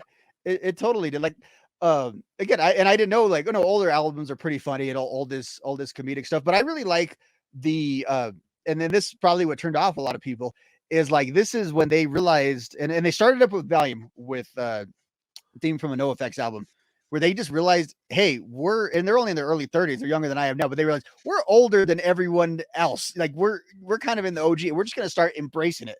And they've got songs like Anarchy Camp, and then they've got I'm trying to think of what it's like Mattersville, which is like Hmm, the story of a punk rock old folks home. And I love like he puts the line that at the corner of my cul-de-sac, Davey Havoc's house is painted black, and that's awesome. Fletcher's going to work security, and it's just it's very self-referential, I think, and so for me at the time, not knowing a ton, there was a lot that kind of got unveiled there. Even like the song "Too Jealous Again's," I learned about like 3 or 4 different bands just from the names of the albums that he bought. When me and my friends are hearing it, and we didn't know what the hell he was talking about, when he's just saying these random words that are funny, that Dude, we didn't really realize are albums. hindsight is a funny thing, man. Going to like hindsight as in like hearing that, not realizing what it is, listening to it 20 years later, going, "Oh, he meant this, and this. Oh, it's all Mhm. stuff that I'm familiar with." Like Right. the one thing I will say is that I was listening to that album today, trying to get like prepared for tonight, Mhm. and I sent my friend a message, and I was like, "Bro, is Licorice Pizza a real place?" Because that movie came out called Licorice Mhm. Pizza, and he's like, "Oh yeah, I think it's like a record store. Or it used to be," and I was like, yeah, dude, I just heard it referenced in a NoFX song, and he's like, really? You know, he's like a movie guy, so he's like, what? Yeah. And I was like, yeah, bro, like I guess it's a real. I didn't know that, and like, I Okie mean, Dogs. I learned what Okie Dogs was from that album. bro, I think I'm being a little harsh on it, but when it came out, it's definitely when I was like, I'm Mm. out. Like I don't like this anymore, dude. Mm. I'm weird though, bro. Like I could love something, and then when something that comes out by that something, or when something that is brought to the table from whatever it is that I love isn't of my taste anymore, I will just hold on to what I like, and then just go, I'm good. I like this. I'll just keep this. Mm. I'm excuse me. I'm very habitual, and I hate change. So like when bands change, like this is another reason why I'm so surprised I love so much Rancid music, because their sound has changed quite a bit. Yeah, I'm doing another do what? I said no, because it's kind of all over the place. Yeah, I'm doing I'm doing a podcast tomorrow with another local musician, and we're talking about Rancid again, but we're talking about the progression of their sound. And they're a band that I would hope to maybe work with one of these days as far as with my label. So this kid's young and he's really cool. He's a great bass player, man. But oh, dude, the production on War and Errorism is fantastic. The songwriting, at least in hindsight, is much more enjoyable than it was when I was in my 20s. Fat Mike's a very underrated bass player. He is, and it's funny because he'll always tell you, every punk musician will tell you they don't know how to play bass or they don't know how to play their instruments. You actually can fill it in Fat Mike's, and not that he doesn't know how to play, but that he is clearly self-taught, that he thinks he's playing guitar sometimes, and then he's doing these, and how he always says he didn't know the Ramones were doing down picking. He kind of conceptualized the opposite of that and started everything he did on the upstroke, but he realized I can get a lot faster when I do that. And he was like, I don't need to do these downstrokes all the time. And there's something charming about his bass player, because I think as a bass player and the primary songwriter, he clearly writes a lot of songs on bass. So there's a lot of the melody of those songs that are carried through that really I've seen a band before, like when the guitar goes out and it's like, hey, let's do one song quick on bass while we're changing the string or something. Sometimes it works, sometimes it doesn't. I think I could listen to like 4 or 5 NOFX songs that are just like Fat Mike bass parts, for sure, interspersed with the drums and his singing. And not to take away from Eric Melvin and Hefek, because they're really fun guitarists, but yeah, that he brings something I think very unique to the band in that way. And then with the off timing stuff, which they weren't the first ones to do it, but they really I think helped popularize that as a combo with the syncopated stuff and all that, like the. Do you understand how to count rhythm and music? And I'm not a musician either, but bro, I'm not smart. So basically, well, that's not true. I'm not educated at anything, but I'm fairly intelligent. So explain it to me, please. So the way I basically understand it is, it's something you do with rhythm that actually is done in metal a lot and funk, where instead of you hit the beats, 1 and 2 and 3 and 4, and you skip the even numbers, and that and so I can't really do it, but it's like 1 and 3 and 4. But if you kind of do it fast, it's that NoFX skate punk kind of triplets. Yes. Okay, there's called something different for me. Okay, yeah. Okay, I know what that is. But yeah, and I think like they use that a ton, and I've heard people criticize them, like, okay, and that's kind of becomes. Oh, that does sound like a guitar. Okay, I got you now. I just understood a whole bunch of stuff you just said. Okay, yeah. Which I think at the core of it, which a lot of skate punk actually originates from metal bands that turned to punk rock. Whereas in the early '80s, the punk rock bands went metal, and then in the early '90s, you have a lot of these like Lagwagon started out as more like a metal like inspired band that went punk rock, but a lot of that riffage I think has the same sort of like bass. Dude, people can say whatever they want, but metal and punk are so closely. They're like this, man. At least thrash, anyways. Like where metal started and where punk started is so closely. Like in that documentary, dude, Kirk Hammett was in like half of it. Yeah. And it's funny, and it was Larry Livermore who was like, they were saying, hey, Metallica lives over there, and it's like, oh, hey, who's Metallica? And it's funny because I never until I seen there was a podcast that Lars and Lars did together. I never actually put it together. Wait, what? Yeah, I think Lars Ulrich had his I don't know if it still exists, but it was like a exclusive to like Apple. It was like his podcast where he would basically interview like the other members of the band. But there's an episode he did. I've never listened to the full thing because it was like behind a paywall and I couldn't afford it. With Lars Fredriksson? But Lars Fredriksson, yeah. So Lars Ulrich interviews, and so he put something on Instagram like a couple of East Bay boys or something like that. And then it dawned on me in that one moment. I was like, wait a minute, these guys that are basically the same age, that grew up in basically the same part of the country, and they have all the common threads. You know, obviously thrash went one way and punk went a different way, but I think there's a link there. They're all inspired by Misfits and Motorhead and all that stuff, that they all have the same influences. It's just how it was expressed, I think, was just different, you know. I just had like a revelation, man. I was thinking like, man, it's super cool that Metallica knows who Rancid is. Like, why wouldn't they? Right. And then like, if I think about it, my very first show was in fact Rancid and Metallica. The Lollapalooza, right? Yeah.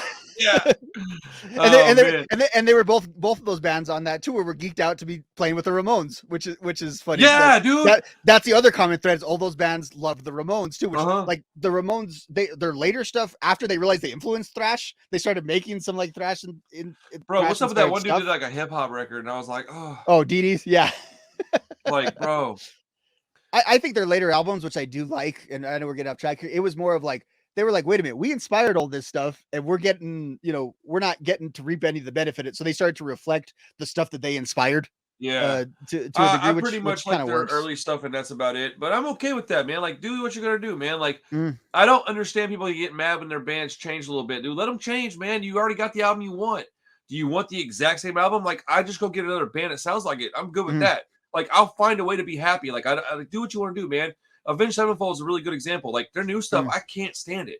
But I've already got City of Evil, man. I'll just go listen to City of Evil. Like, I like it. I'll just jam that album. Like, like, do what you want. If that's going to make you guys some money and you're going to be able to tour and live off your music, I want you to do that. If people are going to like it, good. Now, what I don't like is when I tell people that I don't like it, but I'm okay with it, and then they get pissed at me. Dude, go fuck yourself, man. I don't care. Like, it's so when you behave like an adult, people don't like it, right? Like, they really don't, man. They really don't. I had that with AFI. That, to me, like, I did not take that. I didn't take that personally at all. It was exactly like you're saying. Like, well, I got those first couple albums. Like, go be free, friend. Like, I'm not mad. Here's my time for hypocrisy. I hate it. I hate it. I hate it. I hate it. Because AFI was so good. Dude, Nitro Records AFI is like good. Like, you want to talk about no skip albums, dude? Their first 3 records are no skip records, dude. How can you be that band and then be that band? What are you doing? Oh, you're not a hardcore band. Quit acting like you are. And it's funny because they changed in their good run that we're talking about. They changed their sound even within that run, but it was still within the parameters, right? Yeah. Well, it's like they just like leaned into Misfits a little bit. They were like, oh, they went to like a Halloween party and then had a sound. Yeah. Well, even the one before Art of Drowning, I thought was more. I think if you were to actually do the evolution of their music, I think Black Cells in the Sunset was closer to their later, or at least you can hear their later stuff more in Black Sails than you can in Art of Drowning. Because to me, Art of Drowning is more of like just a like again, a Halloween party. Like the first few albums went to a Halloween party, whereas Black Sails I think is an actual like shift. Their first 2 albums, like today, recently, like this past weekend, I listened to that stuff so frequently, like so much. I love AFI, dude, or old AFI. Do you oh, there it is. Yeah, there we go. Speaking of early AFI, I don't know if I have that one. This is one, or my early, like, get around this 2002 2003 time. I knew of AFI as like the band that did the Offspring song. You know, I just knew them as the Total Mortal band. There we go. Now we have the early discography covered.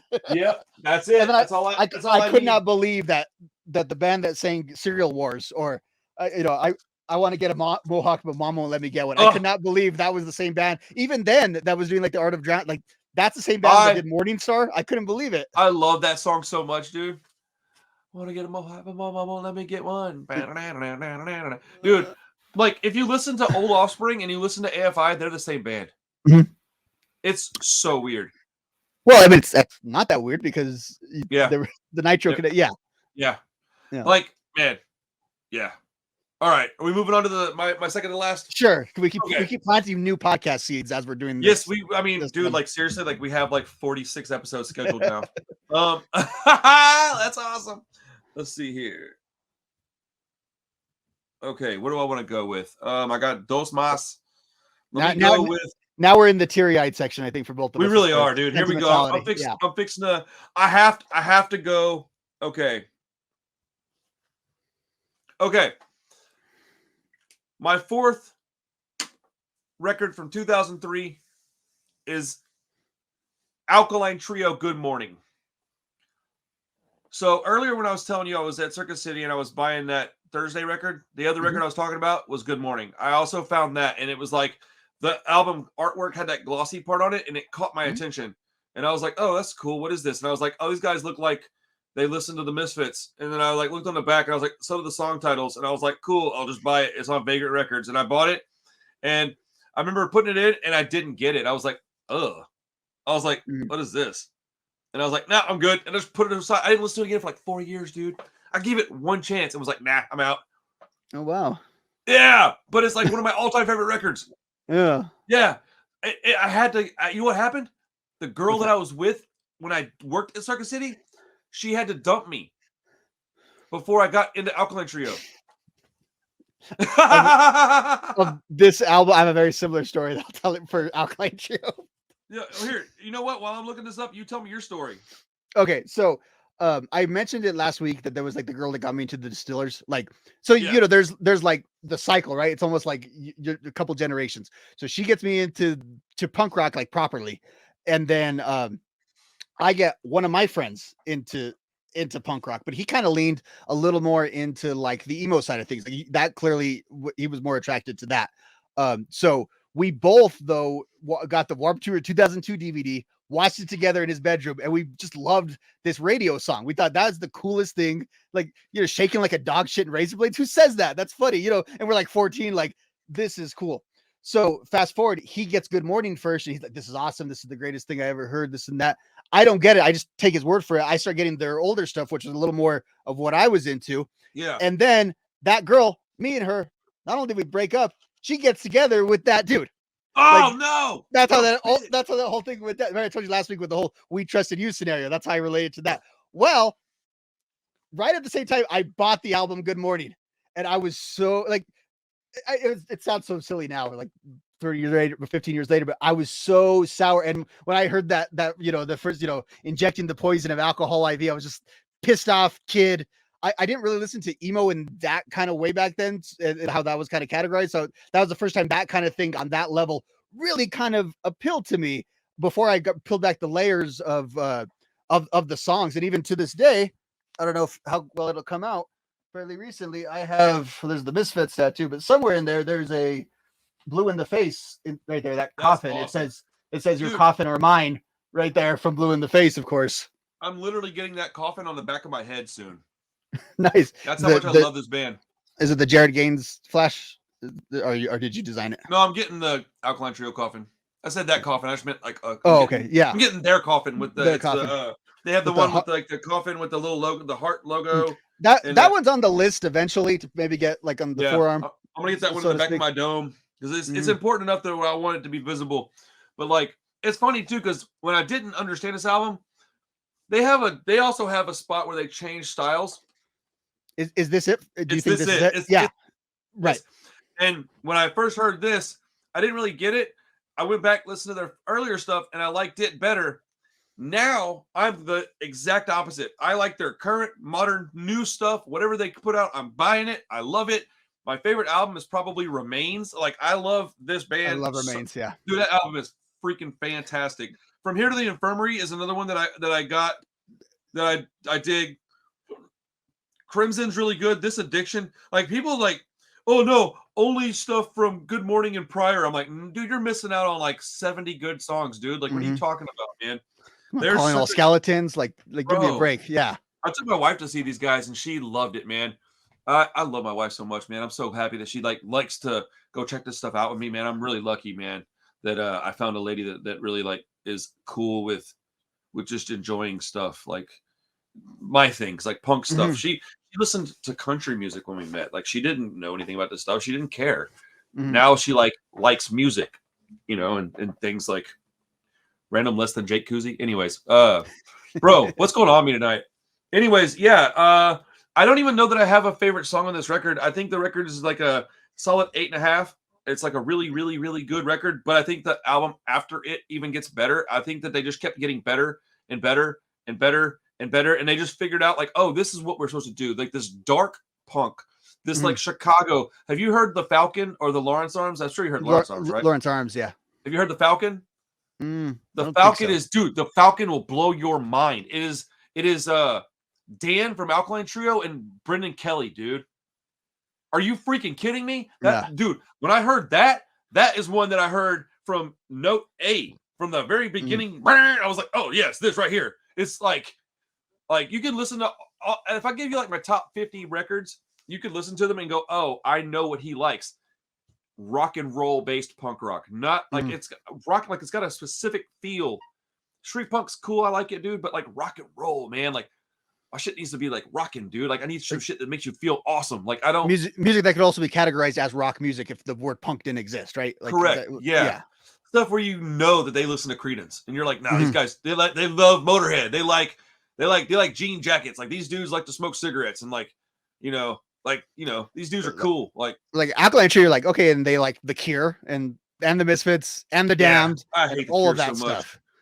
Well, then you could process it through Alkaline Trio, right? The best parts of it are right there. That's true. I like oh god. Post-punk stuff is like I'm with you there. Do you? I'm so glad. Oh, bro. Yeah. I was getting kind of worried for a second. I was like, man, speak up, dude. Do you hate this stuff or not? No. I hate it so much. I really don't. So it's funny because I have a pretty, I like a lot of different kinds of music, and I like a lot of different types of punk. At least I think I do. But then when people start throwing different stuff out of there, I'm like, well, not really. My tastes are more narrow than I like to think that they are, even though I think I like an eclectic mix of stuff. But it's just kind of, bro, the Smiths, the way it Cure, goes. And just no, I hate it.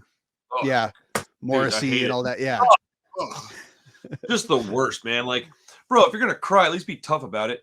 I gotta be like, oh man, dude. Like, I don't mind crying, bro. I got Hopeless Romantic tattooed on my knuckles, but like, bro, dude. Yeah, I just want to shout out Alkaline Trio for being rad and being like making it okay for dudes to sing sad songs to girls and still be rad. Like, that's the only way I can put it. Like, you're still rad and you sing sad songs. I like it. I wish I could credit whoever this is, but back in the day on their website, somebody they used to allow like guest columns on their website that fans would just write like these big old long screeds. And one person said like there's appreciation for Alkaline Trio, that they were Blink-182 for the cool kids. And I was like, that is such a perfect way to fast forward like 50 years. Yeah, so like, and then how that'll ended up is, but if you even go back even deeper on that, the 2003 record that Blink put out that year, Tom DeLonge has specifically said he heard Good Morning and was like, damn it, we have to step our game up. Like that's he looked at that as like the water level to get. Now I don't like Blink's like emo term. I did not like that in 2003. So maybe that wasn't the best of deals, and who knows how much it was actually inspired by Alkaline Trio. But the point is, like, I think people don't realize how people looked at like Skiba coming in as like he is just this like no name. Like, no, dude, he's a legendary figure. He's just not as famous as and he has a level of fame for sure. I groupies, would the whole deal. Prefer if he just stayed in the band. As a matter of fact, re-record all your albums with him instead of other dude, and I would be so on board with that. Oh, I see. No, I think that Tom's voice fits the Tom. Like, I just don't think Skiba could do that. I don't think that's his. I think they would have been a different type of band. No. I like the way it happened, but now that those exist already, have him go back and just re-record them, and I'll be like, yeah. No, and it's funny. I'm thinking about Good Morning. So I always kind of underrate it, even though I literally have a song of their tattooed on my body, because I love the Asian Man stuff. I love the Vagrant stuff. I love Remains. But I got to Good Morning probably not first, but it was when it clicked for me with Alkaline Trio. And I would still say I would put those albums above there, but if I'm listing my top 50 albums, those 5 are all going to be on there. But my point to all that was when I go back to it though, and I'm like, okay, yes, it is one. Like if I were to just put a rating on every song, it probably gets the highest composite rated. Because again, there's not a bad song. Because even on some of those, on like Good Morning, there's a couple of songs that just the band just didn't have it yet. Like they were getting there. Oh no, Good Morning. God damn it. Yeah. No, dude, their first 2 albums that had a couple of swings and misses. Yeah, and I love the early compilation that's like the cassette tape, that has a lot of the B-sides and stuff that would go on later albums. I love all of that stuff. But as far as like density of just high quality songs, I think Good Morning is probably I haven't listened to Crimson as much, and I sometimes just so good. categorize Crimson with Good Morning, so I don't give it its credit Crimson as is a standalone so, album. Oh shit, dude. I don't know, man. Crimson might be my favorite. And It's either that or Remains, dude. Crimson I think is so good. that's the case. And then it's funny, like when they did the past lives thing, everyone said the way they did, where they did like they did my shame is true and God damn it the same night. So they kind of went inverse. The night that it lined up with Good Morning and Crimson, it was the most the most enthusiasm, the highest attended night. Just that was clearly whatever their prime was. Like I don't think they were necessarily bad after that, but I think that era was their prime. Like you could be past your prime and still be, at a high level. Like I thought, look what Rancid just did. Right. I thought, is this thing cursed? I was like, when I heard that, I was like, oh shit, they're still going, because I kind of thought maybe they would recede into the background, right? Because Matt was in Blink, Dan does all his acoustic stuff, Derek plays with like 15 other bands. I thought maybe, the Alkaline Trio thing has run its course, and then just all of a sudden, like on a Friday, they just dropped that album out of nowhere, and I was like, this is just Alkaline Trio. Like it's not even like this is their new stuff. Like it's just Alkaline Trio. And which album are you talking about? Is this thing cursed? That's what I thought. Okay, I just want to make sure I knew what you were. I just wanted to make sure I was on the same. I don't really like My Shame Is True, but I don't hate it the way a lot of Alkaline Trio fans do. It's just one of those that I listen to it. It's all right. I can understand some of it, but I never really went back to it. I just got that album, so I haven't even really listened to it much. I don't know how I missed it, but I just missed it. Yeah, it to me it reeks of like either the band wasn't talking to each other at the time, or it feels very kind of, I don't know if self-indulgent is the word. It just, for me, it didn't. Oh, wait a minute. I've heard this record a few times. Yeah, you're gonna have a record that's not, that maybe doesn't feel up to. I felt like it came out and they were like, I feel like they were feeling themselves a little too much with that record. Yeah, that's what I mean with the self-indulgence. Exactly. Oh, okay, yeah, I heard you say that, and it didn't compute. That's what you meant. Yeah, I feel like this is like it needs a producer to sort of edit it down a little bit or something. Yeah, it's too long, and it wasn't. They didn't have any of the fucking like fast songs like that they used to have. I don't know, but yeah, they kind of like went back to it after that one a little bit more. Mm-hmm. But yeah, and I hope they're around forever. Like I that's a band too that I love that does their side projects, because if they're always going to come back to Trio, because they don't even live in the same cities or anything, so I think like they do enough trioing together, and they're still like super successful. Like look at the tours that they're on. They're not on tour. They will tour with like Bad Religion, but they're on like they get invited to tours of bands that we don't know, you and I wouldn't associate with like our types of music. But I think they did like a Weezer Green Day thing, didn't they? I know they toured with Weezer. I don't remember a Weezer Green Day. They toured with like Taking Back Sunday a couple of years ago. That doesn't surprise me. That fits. No, it fits, but think how many Mohawk dudes? There's probably more Mohawk dudes at that Taking Back Sunday show than there ever is at any other one. Where I'm at, Alkaline Trio is far closer to Taking Back Sunday than they are Mohawks. With the people that I hang out with, yeah, dude, Mohawk guys do not listen to Alkaline Trio. Okay, like, but wouldn't you say though? I see what you're saying, but like for what we're talking about, if we're just talking about like that middle zone. Well, like see, my point is that I don't know, because I'm only basing it on my experiences, and my experiences is that no, that wouldn't be the case at all. Like they fit more with somebody like Taking Back Sunday than they would Rancid. No, okay, but I feel like if you're gonna list bands like, oh, I like Rancid, NOFX, Alkaline Trio, and Taking Back Sunday. Taking Back Sunday would be the one you would discard from that. Whereas I disagree. I put that. I split that in half. It's like Alkaline Trio, Taking Back Sunday, Rancid, NOFX. Like I genuinely, not even remotely. Alkaline Trio is so far removed from what I think of as like NOFX and Rancid. Like it's very different music to me. I don't think it's any. I consider that way closer to like emo, like the emo. See, and to me, I considered them as a punk band that did emo, so to speak. I don't receive them as. And it might be because of when I discovered them. I don't know. Well, and it might be just based on personal friendships too. The fact that like him and Fat Mike are best friends may also just play into that too. So they tend to pal around together, or like he's they're really tight with the Bad Religion guys. Yeah, Skiba was like the best man at his wedding. For no idea. Yeah, they are super super tight.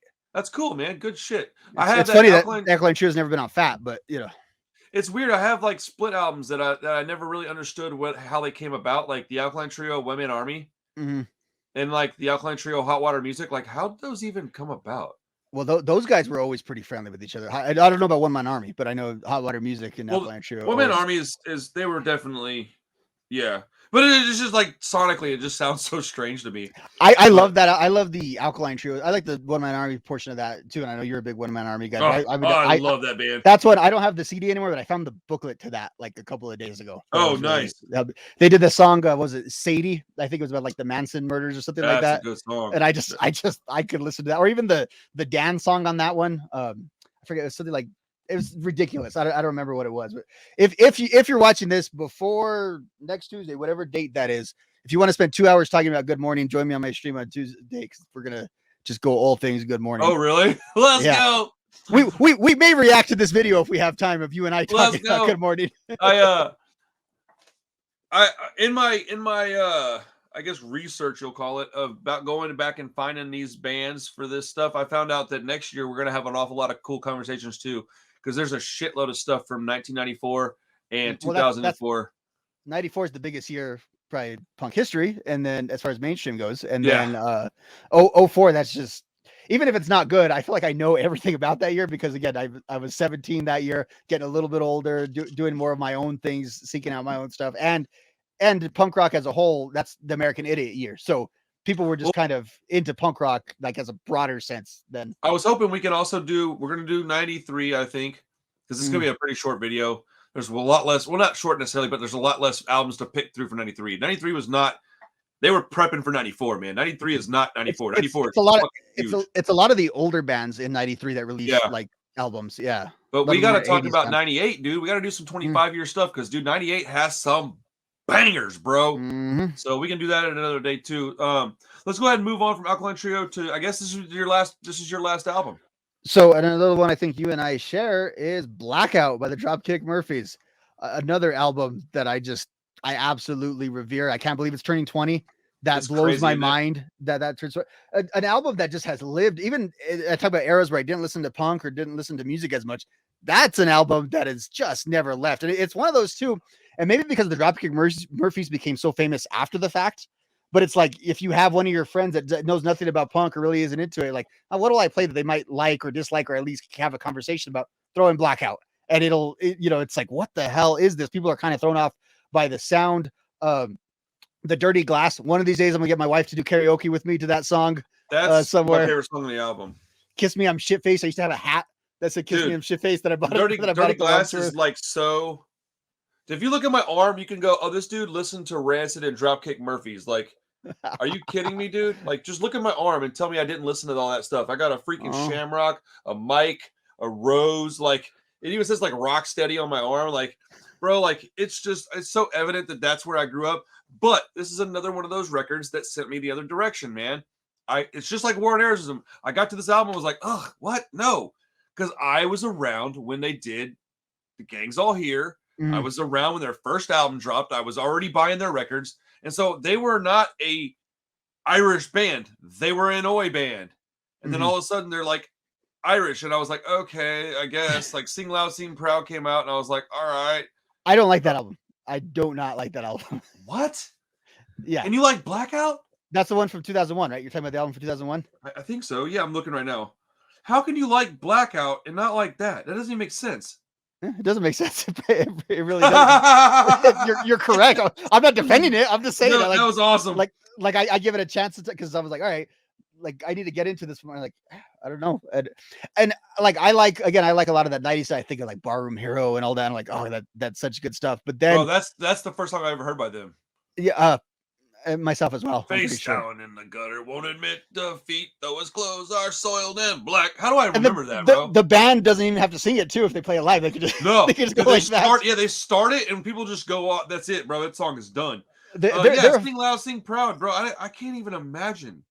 Yeah, and I'm sure there's songs that they're like. I just every time I give it a chance, I'm just like, what am I missing here? 3, 4, 5. I mean, like, Good Rats. Like, I can't even imagine. Did you continue with them though? Like, because you said you Blackout was a little bit funky for you. Did you keep following them or So no? here's the thing: is I got the Warriors code, Uh-huh. and I was kind of back on. I was like, all right, I get it. And then they did the meanest of times, and I was like, okay, because that actually felt like a more punk record than their previous two. Mhm. It had so much punk in it, and then it had Flanagan's Ball, and my mom's maiden name was Flanagan, and that is Mhm. literally what got me to pay attention to them again. Is I was Mhm. like, huh, that's an interesting song title, so I bought the record Yeah. because of it, and I was like, that's cool. I'll listen to it and tell my mom about it, and then I got back into them a little bit, and today going back and listening to Blackout, I really don't understand why I fell off. Yeah. I don't know. Was I think I might have been at a point where I was just going. I'm telling you, dude, 2003 was a year. I turned 21 in 2003, bro. I was the mm, most punk I had ever been and will ever be from age 20 to like 24, dude, because I was mm. doing all kinds of shit I shouldn't be doing, bro. I was jumping off roofs. I was breaking into houses. I was fighting people all the time. The 3 times I went to jail was all in those 3 years. Like, bro, yeah, dude, I was a wild the ass kid back then. And the like, testosterone years, man. yeah, dude, like Yeah. dropkick, like for some reason, man, I Well, think they couldn't have are they were appealing though at that point again to kind of our thesis of this podcast. They were appealing to like my like normies generation and at that shit. point. Yeah. Yeah, totally. And I remember I seen him.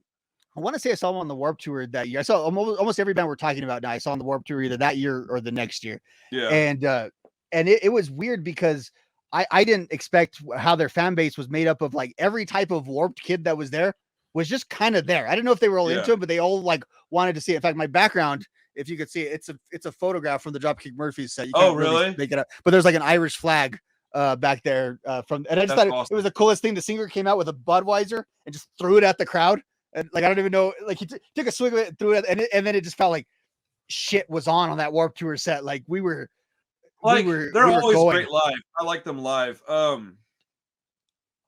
Yeah, man. I don't know, dude. I do feel a certain kind of way when my bands that I like genuinely feel like, man, I put in the time, dude. I Mm. was there when you were playing in front of 30 fucking kids, and like, you don't get to do this to me, man. And at that age, that made sense. At 41, I'm like, that's stupid. But like at I actually 20, have that dude, I was like, with them actually too in a way. Not I didn't see them to the level you did, but still in 03, it's not like any other kid in school was listening to right, Dropkick right, Murphys yeah, either. yeah, yeah. They were So still pretty as small. like my cousin who my Marine jarhead cousin who like loves the Dropkick Murphys, cares nothing about punk rock, and I did kind of get, I've been being a hypocrite too. I kind of got annoyed with that with them. No, Like dude, it's really dumb, man. You don't get to like this band and then tell me that Rancid sucks. You don't get to like this band and then not appreciate the Bruisers. You don't get to like this right. band and then tell me that the one Mike McLogan was in after Street Dogs aren't as good. Fuck you, dude. That's not cool. You Right. don't get to do that to these guys. They're all the same dudes. Like you can't do that. And that's how I felt about it. And now Right. I'm like, And again, it's all superficial, but it's so well, but it was it got important to annoying us. to me. It did get annoying to me. Like it got annoying every time. Like I'm a big like sports guy, which doesn't go with punk rock. But every time there's a reference to like Dropkick Murphys, I don't know why it bothered me that people didn't realize that was a punk band, and I don't know why that bothered. Like I just wanted them to get the credit for that. Like No, because that's what they're it from is. our world, and that's what it is with a lot of that. A lot of that is like it's not so much that you're resentful about them coming up. It's just that you want them like that other work should be validated, maybe. And Well, sometimes, yeah. especially if people perceive it as an overnight success, that will Yeah, really piss you off. don't tell me that the Gangs All Here isn't as good as Blackout because it is. It's just Mhm. different. And like Right. what it bothers me is that like you have guys that listen to bands like Dropkick, like you said, they don't care about punk rock, and you go to a show and you have some fucking roughneck oil worker in work boots, jeans, and a Wrangler shirt, drunk as fuck, beating up kids. And Mhm. I'm like, no, no, no, no, no, no, no, no, dude. This is a Mhm. punk rock show. Like, you don't get to come in here and do that. And that kind of person likes Dropkick Murphys now because they were big enough to be outside of like, dude, like I don't think people understand how big they are now. Like Mhm. they're huge, dude. Like I think they're the biggest band. Are they the biggest band from like our neck of like the stuff you and I like? I always try to think they, of it like I mean, okay, of they the gotta be Hellcat band. right. They're the biggest Hellcat band ever, right? I mean, they're bigger than Rancid, right? Yeah. Rancid, I think, has a bigger legacy than them, obviously, I or was gonna maybe say, I not. don't know if Obviously, that's true or not, but it might yeah, be. it might be. It's close. It's close. But I'm like, biased. But of any band that was ever on Hellcat, I mean, I yeah, think they've got to be the biggest. But like, and those kind of people go to those shows. And it's just like whenever Hatebreed got really big. I was into Hatebreed, but to me, they were just like a hardcore punk band that liked some metal stuff, right? So when they started doing like Headbangers Ball and all this stuff, I was like, oh, what? Ozfest? Like, what are you talking about, bro? Like, Hatebreed's on Ozfest? What? This band, the one that you like to clown on, Event Oh, Sevenfold. That was that for me, exactly. Yeah. Yes, because so it's like, and then like now I got these like, redneck dickheads playing, like hanging out at these shows. Like, yes, I had this image in my head of like dirty work boots with their jeans tucked inside of them, and like a popped polo, a beer, and a stupid ass haircut, and then like fist fighting them. Like, I got into so many fights, Rob. I don't know how you did back then. I did not like that shit, man, and I was angry about it. And I was the guy that would like go in there, and if you were picking on some kid in the pit, I would start a fight with you. Even if I got my ass whipped, and that happened plenty of times, I would start a fight with you. If you were picking on somebody, or if you didn't know what you were doing and you're in there acting an ass because you thought that's what we were doing, because that's what it is. They think that they're doing what we're doing, and they're like mocking what we're doing. And I'm like, no, dude, we come in here full of piss and vinegar, and we get it out. Event, yeah, we get it out of us, and then we go out like this. And we're like, yeah, bro, even if we got a busted nose, you come in there and you just want to hurt people. It's not the same. Yeah, and you're doing athletics. You're not doing, it's something different. That's why we were exercising the demon, and you were being an asshole. And there's such a big difference. I think that's why, like, I love metal. I mean, I'm wearing a freaking Iron Maiden shirt today, but I think that's why I like mainstream metal, because I never could vibe with like the local metal like dudes and that whole vibe and how they interpreted going to a show and what that experience was like. I don't like metalheads for a lot of reasons, and that's one of them. Versus like when I went to punk, I remember going to see like the Unseen or seeing the Casualties or seeing, bands that like I was kind of afraid of, but like I was also like, these are like the nicest people in the world that are here.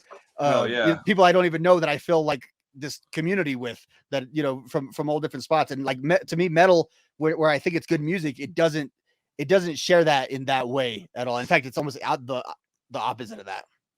Yeah. Punk rock's got the same kind of people in it, though. If you think about it, if you really want to be honest about it, you got the leftover crack guys. Like, those dudes are shitty people, man. Like, they're like, a lot of their like diehard fans are like, or like their OG fans that probably don't like them anymore. Like, those kind of kids, like they're not nice. They're like, they're not into camaraderie. They're into anarchy, and I'm not into that shit. Like, anarchy is the stupidest idea of all time. Like, that is the dumbest fucking idea. But like, Dropkick's one of those bands that really crossed over, and it made it kind of dangerous to go to shows, because if you're a real punk rocker, you're gonna fuck somebody up, dude. Like, if you're really into this shit I'm into, and you're not putting up with that, those other dudes also like to fight. Those rednecks like to fight, man. I'm from Texas, bro. Rednecks exist, dude. They're a mean bunch of motherfuckers, and they're big, and they're corn fed, and they're ready to throw down. And like, you get a kid like me who's also like tired of being bullied and ready to throw down. That is a recipe for bad news, dude. Like, there was so many fights with those guys. I mean, I remember showing up to a house party, and it was a punk rock party, dude. Like, punk rockers were there. That's it. There was nobody else there. And then all of a sudden, there was like one dude that was in the house that was a punk rock kid. You know how every scene has that one kid who's cool with everybody? He was that guy. He was cool with everybody, but he had like a little bit of money, but he was still super punk, dude. He was the guy that like funded a bunch of punk shit. Like, he was punk to the bone, dude, but he had a little bit of money. And so he was friends with guys that weren't really of the same ilk that we were. They weren't the same stuff. I was poor, dude. I was punk out of necessity, dude. Like, I had to be a punk rocker. That's all that was going to happen for me, dude. It was either that or failure. Like, I'm sorry, it's just what it was. Those were my options. Punk rock, failure. I went with punk rock. I love it. It changed me, helped me. And so these guys come into the house, and they're just being dicks, bro. Like, they're just like, thinking about it right now makes me so angry, because they were just these guys. Like, they were literally wearing pink polo shirts, dude. Like, not in like I would wear one now, but it would be spray painted on it or something, They were wearing it, and they had on like a white one underneath it. It had like two collars popped, and they had on like those really ridiculous jeans with all the crap on it. and like Nikes, and clearly had money. They drove up in brand new cars at age 19, 20 years old. And I just remember thinking, like, these are the guys that I hate when they show up to shows because they don't really know what they're there for. Sometimes they're not even there for a band. They're just there to be there. And my friend that I didn't know until that night, we became very close after this, was sitting there at like this like bar top talking to me, drinking and smoking. And my friend goes, "Hey, you should meet Frankie. You'd like him." And I was like, "What's up, dude?" And I shook his hand and he goes, "Hey." And we're just sitting there for a few minutes and, you know, we're doing some drugs and stuff. And like, he just goes, he looks over and he's like, "Man, fuck that guy." And I was like, "Yeah, dude, fuck that guy." And he's like, "You want me to go punch him in the face?" And I didn't know this guy. So I was like, bro, I'm gonna start crying because Frankie's gone, dude. Like, I miss that dude a lot. Bro, this just out of nowhere got me super emotional. He was like, "You want me to go punch that guy in the face?" And I was like, "Yeah." I didn't think he would do it. And he just walks over to this guy, and this dude is big, bro. Like, Frankie's my size, and this guy's like a good 4 or 5 inches taller than us, man. And he's like, I can just see him talking, but I can't hear anything. It's a party, right? And he just looks over at me and does like this, like, "Fuck yeah, bro." And I was like, "Huh?" And he just goes, boom, and he hits this dude. And just when I say that shit hit the fan, dude, when I'd never understood what a melee was until that night. Dude, there was people flying around this place. And so we get it calmed down, right? And this is the kind of dickheads that I'm talking about. Shit calms down. Everybody got their ass beat. Not just these guys, everybody. Yeah, Frankie started it, but we all got the shit beat out of us. And they were being pricks. It is what it is, dude. Where I come from, it's over with. They literally drove home and got their dad's shotguns and handguns and came back. Tough guys, man. You know what I'm saying? Yeah. And so we ended up outside in a cul-de-sac with guns in our faces, but we were stupid idiots, so we weren't backing down. And I remember hiding on the roof with a pair of brass knuckles in my hand. And I was thinking, like, I'm going to die tonight. And I was like, fuck it, dude. You know? And I was like, it is what it is, man. And I'm like waiting for this guy to walk underneath like the awning of my friend's front door. And the whole idea was is when he walks close enough, I'm nailing this dude.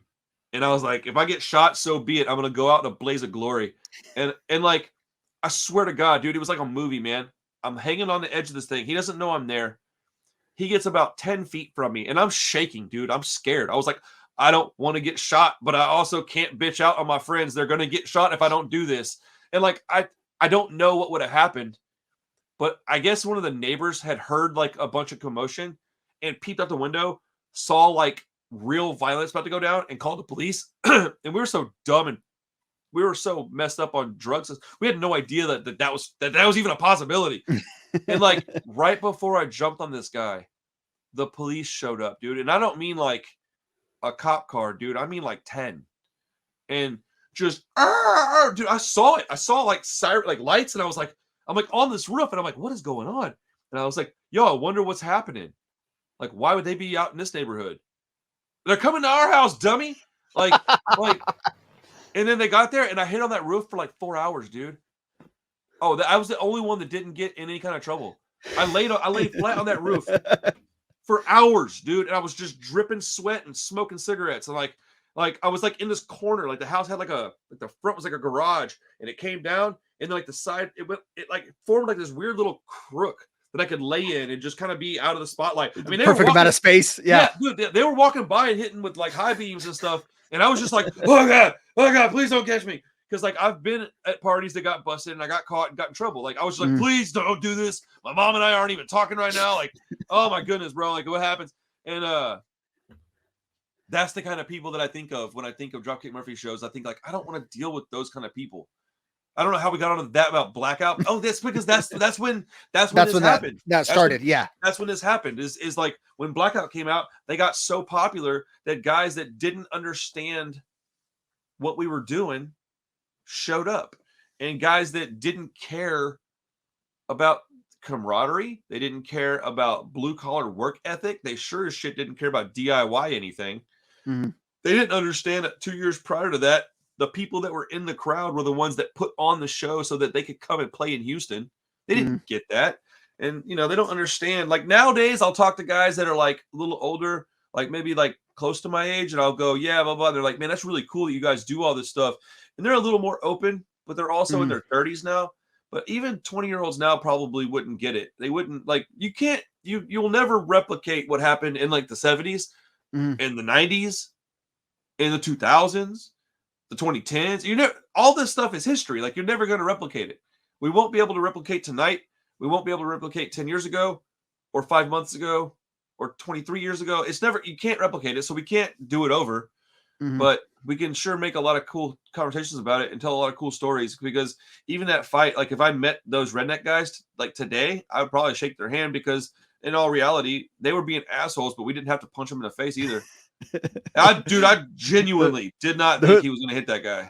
There was a lot of ramifications from that one punch. Bro, so many people got hurt that night. It was crazy. Like we fucking destroyed that house, dude. Like I saw a leftover crack play as choking victim at a house in Pasadena, Texas. And it was like this punk girl's grandma's house. And there was like 250 like crusty punk kids at this house, dude. And it was like a all-day event. And like, again, there was a big fight at that. And like, but they played in a living room, dude. And I was like 4 feet from them the whole time, getting kicked and punched, like singing all these songs. That might be the best show I've ever been to, because it was so crazy that they showed up and played in this living room. They were already pretty big. Like they weren't big like they are like now, of course, or 10 years ago, whatever. But they were like pretty big. Like when we found out they were playing at Pasadena at a house, we were like, what?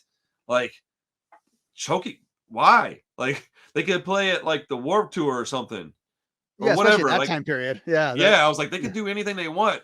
And we were like, whatever, let's go out there. And that was like an hour from where we were. So we all got in these cars and drove out there. And like, it was one of the coolest nights ever, man. Like, and there wasn't no girls involved for me. It was like, there was girls there, but like, I wasn't like scoring with some chick. No, it was just like, it's one of the most like authentic punk things I've ever done in my life. Like we went and we showed up.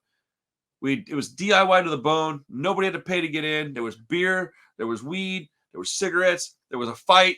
There was a couple of bands that played. Like, and nobody like went to jail. It was just awesome, dude. Like, it was one of the coolest things. That's probably a story I should tell in an actual like whole pot, because that was a night, bro. That was craziness, man. Yeah, you could get me talking for 17 hours, bro. I'm gonna shut up now. Let's move on. I think I have. Is there anything else you want to talk about? Blackout? No. Go listen to it if you haven't. It's great. Yeah, I agree, dude. Man, anybody that's wondering why I can't shut up, it's because I can't shut up. So, my apologies. Let's see. That was a weird timestamp. Yeah. Okay. My last album of 2003 that was really, to this day, I still listen to. In 2003, the Bouncing Souls put out Anchors Away. That is probably their what do you call it? Their thing. They're like, there's a word for it. Their masterpiece, I guess. Like this is their apex, their defining album. Yeah, bro. Like the Bouncing Souls will always be important to me, because it's one of the few things that my dad helped me acquire and kind of almost introduced me to. I think he was like on forums back in the late 90s trying to find Rancid stuff for me, and heard about this band and like printed up. Like it was weird how he did it. He had a whole binder made up for me. My dad was flawed, but there was a few things he did that like really, really helped and changed me and kind of molded me into who I am. But he got me some Bouncing Souls records, and I just never stopped listening to him, dude. I can't believe how much I love that band. That guy John that liked Nirvana, he also liked the Bouncing Souls, and I always thought it was so strange because he was like the street punk guy, but he freaking loved the Bouncing Souls, dude. Like that guy loved the Bouncing Souls, dude. Like I can't explain it. He loved them more than I love Rancid almost. Like, nah, that's not true. But he loved that band, and I remember seeing him at a Bouncing Souls show once and being like, John, and he's like, what's up, dude? And I was like, you like the Bouncing Souls? And he's like, yeah, man. And I was like, awesome. And I remember going arm in arm with this guy and singing every single song and circle pitting for almost the whole show, dude. I was so tired when we got done with that we were laying on the floor of this venue, just breathing heavy. And I just couldn't breathe. And I just thought like, man, that might be the best night of my life, man. I had so much fun with this guy. Like this guy I've known since I was 5 years old.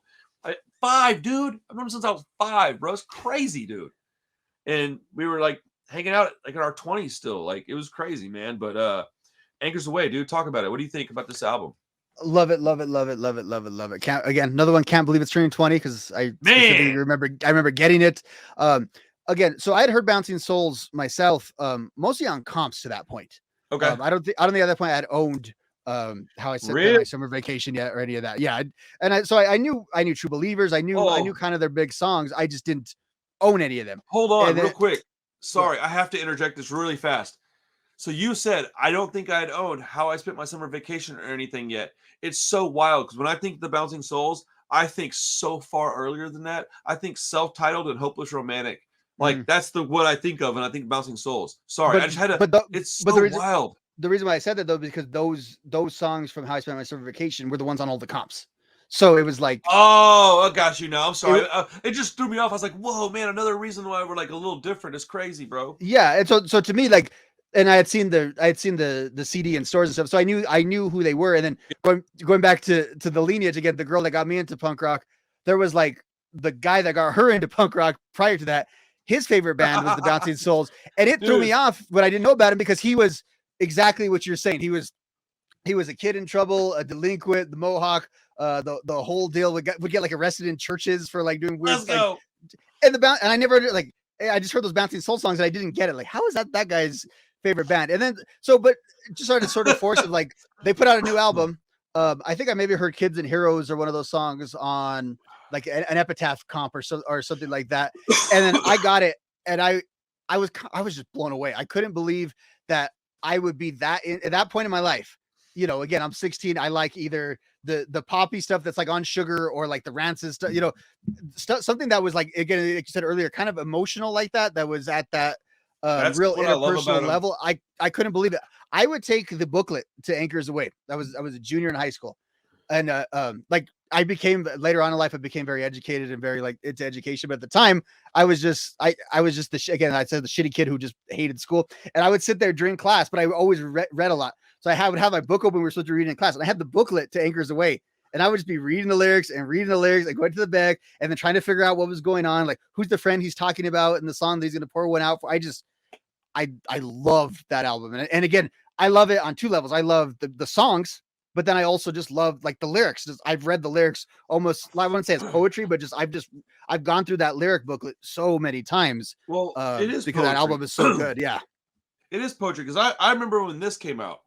Mm-hmm. Like I remember this as being like, this was like the shit. Like this was punk rock, dude. And then when Anchors Away came out, I remember being a little surprised and being like, okay, what are we doing? Like what's going on, guys? And then my buddy told me, he goes, dude, they're getting older, man. And that was 20 years ago. He's like, dude, they're getting older, bro. Like these dudes aren't 18, 19 years old. They're like, they've been possibly married or whatever the story is, but they've got mortgages and stuff. And they're like, their life is not what ours is anymore. We're still drinking and fighting every weekend. They're not doing that anymore. Like he told me this, and this guy's my age. So I'm like, huh. And then I remember really soon after the record came out, this girlfriend that I had for quite some time broke up with me. I mentioned her earlier. I don't remember in what context. It might have been the Good Morning album, actually. Actually, I think that's exactly the same woman. I hate that girl so much, dude. Heather, if you ever see this, dude, I hope you're fat as fuck right now. Oh, dude, she's just a shitty person, man. Like, dude, look, man, some people just suck, and it is what it is, man. But I remember hearing that song, Goodbye to Me and You, Goodbye to the Life We Knew. And I remember sitting on my stairs outside with a Discman on. Bro, I'm a big whiny baby, y'all, so you're going to do me talking about crying all the time. I cry all the time. I don't give a shit. Sit outside, smoking a cigarette, and listening to the Bouncing Souls CD. And I started off at, like, the beginning of it, right? And somehow, by the time I got to that song, she had just texted me something. And it was like, yo, I don't ever want to get, like, something like, you know, like, basically it's like stamping the end of our relationship. Like, it was over with. And that song hit me, dude. And I'm telling you, dude, I can remember my tears hitting that Discman. And it going splat, splat, splat, splat. As I'm listening to it, singing it, smoking. And just cigarette, cigarette, cigarette. Just splat, splat. And I wasn't like heaving. But it hurt, man. It hurt because I put in time with that woman, dude. I did things for her that I've never done for anybody else, including my wife, man. I did things for her that was like, in hindsight, real stupid because it was so selfless that it was stupid. It was dumb. Like, what was she ever going to do to appreciate the things that I was doing? Nothing. So, like, I do appreciate good old rah-rah punk rock, but I do think there's a place for emotional punk rock. I don't like emo necessarily. I don't hate it. I just don't like it necessarily. Yeah, I'm the same way. Bouncing Souls and Alkaline Trio and Gaslight Anthem and bands like that can still give you grown man feelings. Because I think that's what it is. It's grown man feelings. I don't want to have whiny baby feelings. I want grown man shit. And I'm a grown man. And I behave like a grown man. And maybe that's part of from being from the South, maybe. I just have this, like, it's cool to be emo and emotional and whatever. I don't have a problem with it. I talk about crying freely. It doesn't bother me. I don't get embarrassed by it. But even back then, like, I would cry. I wasn't ashamed of it. But I still did man shit. I had a broken heart, but I still got up and went to work. Like, I still got up and went to shows. And I mean, bro, I mean, I'm fixing to put out an EP of my old band. Bro, wait till you hear this, dude. A, I think you're going to like it. B, listen to the lyrics, you're going to laugh and be like, this poor bastard was going through some shit. Because every single song is about a girl. Like, and it's like, it's rough, man. But Anchors Away is a 10 out of 10 bona fide classic, perfect album. Gets better with time, too. It does. Because again, what we talked about earlier with when I talked about the Atari's record, I also have that with this album because again, I will go back to it and there's a lot of that stuff I maybe didn't get. Like I got the vibe of it, you know, but again, I was 17. So like what, the goodbye, like, cool. Me and my girlfriend just broke up. We'll see each other at lunch tomorrow. Like, so it resonated with me at the time, but I wasn't seeing her at lunch tomorrow. That's for sure. Now I hear those songs and I'm like, holy shit. Because again, they were like closer in age to what I am now when they wrote that stuff. So it's again, they were grown-ups. I saw them last year in Phoenix, and not that I wasn't looking forward to them, but it was, it was them, NOFX, Lagwagon, Me First and the Gimme, and it was a lot of bands. So like I was happy the Bouncing Souls were there, but I wasn't necessarily focused on them. But then they started playing, and I ran out there, and I freaked out how many songs from this album they played, just because it's a lot more slower tempo and stuff, than some of their others. So you put this next to Hopeless Romantic or the soccer song and stuff, and it kind of has like a different vibe. But I was like, okay, this album though really resonated with a lot of people because everyone there, these people that were all here to see Lagwagon and NOFX are still singing along to every word. I love this conversation we're having, man. I can't imagine going to that show and giving a shit about any band but Bouncing Souls. I mean, NOFX is cool. If I went to that show, it would be for the Bouncing Souls. Bouncing Souls. Yeah. I love, dude, the Bouncing Souls. If you took everything I had right now, even including my Rancid albums, but you left me to Bouncing Souls, I'll make it work, bro. Like, it is what it is. Like, I love that band so much, dude. And it's funny because a lot of these bands back then, NOFX was made fun of. Bouncing Souls wasn't considered punk enough. Dropkick was considered sellouts. Atari's wasn't considered punk. Mess wasn't considered punk. Like, think about all the stuff we're talking. Alkaline Trio was considered emo, at least in my neck of the woods. Like, it's wild, man, how this stuff is really like, when you think about what punk rock really stands for, it's got little to do with anything other than just doing what you want. And that's what all these bands did. They did what they wanted, and it got people like us through a lot of rough times. A lot of I mean, almost every band we've mentioned still basically tours from the legacy, largely from this era that we're talking about here. For these bands that, not all of it, obviously a lot of, NOFX has plenty of catalog before that. Bouncing Souls and Alkaline Trio have plenty before it, but and I don't know if it was just the time and place too in the early 2000s where there were guys like your age, right, who were becoming adults, who started to have their own money and stuff, who started spending on this stuff. And so in this era, I look at those bands because I said like maybe I don't know, maybe like Teenage Bottle Rocket. They were like the current band at the time and they were super new. But you had a lot of the popular bands, but you had NOFX's, the Rancids, the Bouncing Souls. They were not the old guys, they were the elder states, like they were the I don't know how to describe. It's like an old. They were the elder statesmen. They were the like an athlete seniors on a sports team that is very good, even though maybe in decline or maybe the best days are behind him, but still basically the best guy in the league. That's how all those bands felt in this time. Talk about LeBron. That's what I was thinking of in my head. That's exactly what I thought of in my head. Like, so like, Lagwagon in 2003 is what LeBron is now. That's a good analogy. I love this music so much, man. I really do. I love it so much, dude. It's so important to me. It's funny because I think of like the top 5 things in my life would be like my kids, my wife, Rancid. Like in my whole life, Rancid would be in my top 5. My mom, like that's it. Like I guess I would go wife and kids, mom, Rancid. Like that. I mean, I don't even have like a 4 and 5. Like I don't give a fuck about anything else. Yeah. Like that's it, dude. Like I want my punk rock. I want my bands. And I don't think my friends that listen to music, they'll tell me I'm wrong. I don't think they feel about music the way I feel about it. They buy it, they spend money on it, they go to shows. I don't think that they feel the way I feel about it because they sure as shit don't go and try to like sign bands to a stupid label they're making. They don't go and film it with a GoPro and then try to interview people and get on a podcast. They don't do the stuff that I'm doing. And I'm not, it's not like a disrespect thing. They just don't care as much as I do about it. Maybe they don't have to. Good. It's not necessarily for them then. And I'm thinking about you, Chris. I'm talking about you, bud. Like, I think you probably are close. That's the one I'm thinking about. Like, Josh, I don't think he cares about music the way I do. He loves music, man. I don't think he thinks of it the same way. Hugh, maybe I'm wrong. Maybe I'm being romantic about the way I feel about this stuff. I don't know. But it feels like I have a different connection with the bands that I listen to. Like, if you were to ask some of my buddies, like, even their favorite bands, like, hey, give me some information on, like, what was, like, the fact that I know that Lars had to be sober and just in order to play in Rancid because Tim had to have a year sober just to have the band start. Like, that's shit that you don't normally know about bands. Like, most people don't know that stuff about bands they like. Well, in punk rock too, you don't even have to be a super fan of a band to just kind of know these things. Like if you have that, you know what I mean? Like no, that's right. It's because it's because of the genre we're a part of. Like Deadheads obviously know their band, right? Yeah. But I feel like there's a lot of like people that like know Led Zeppelin that don't know Led Zeppelin the way like we know punk bands in that kind of way.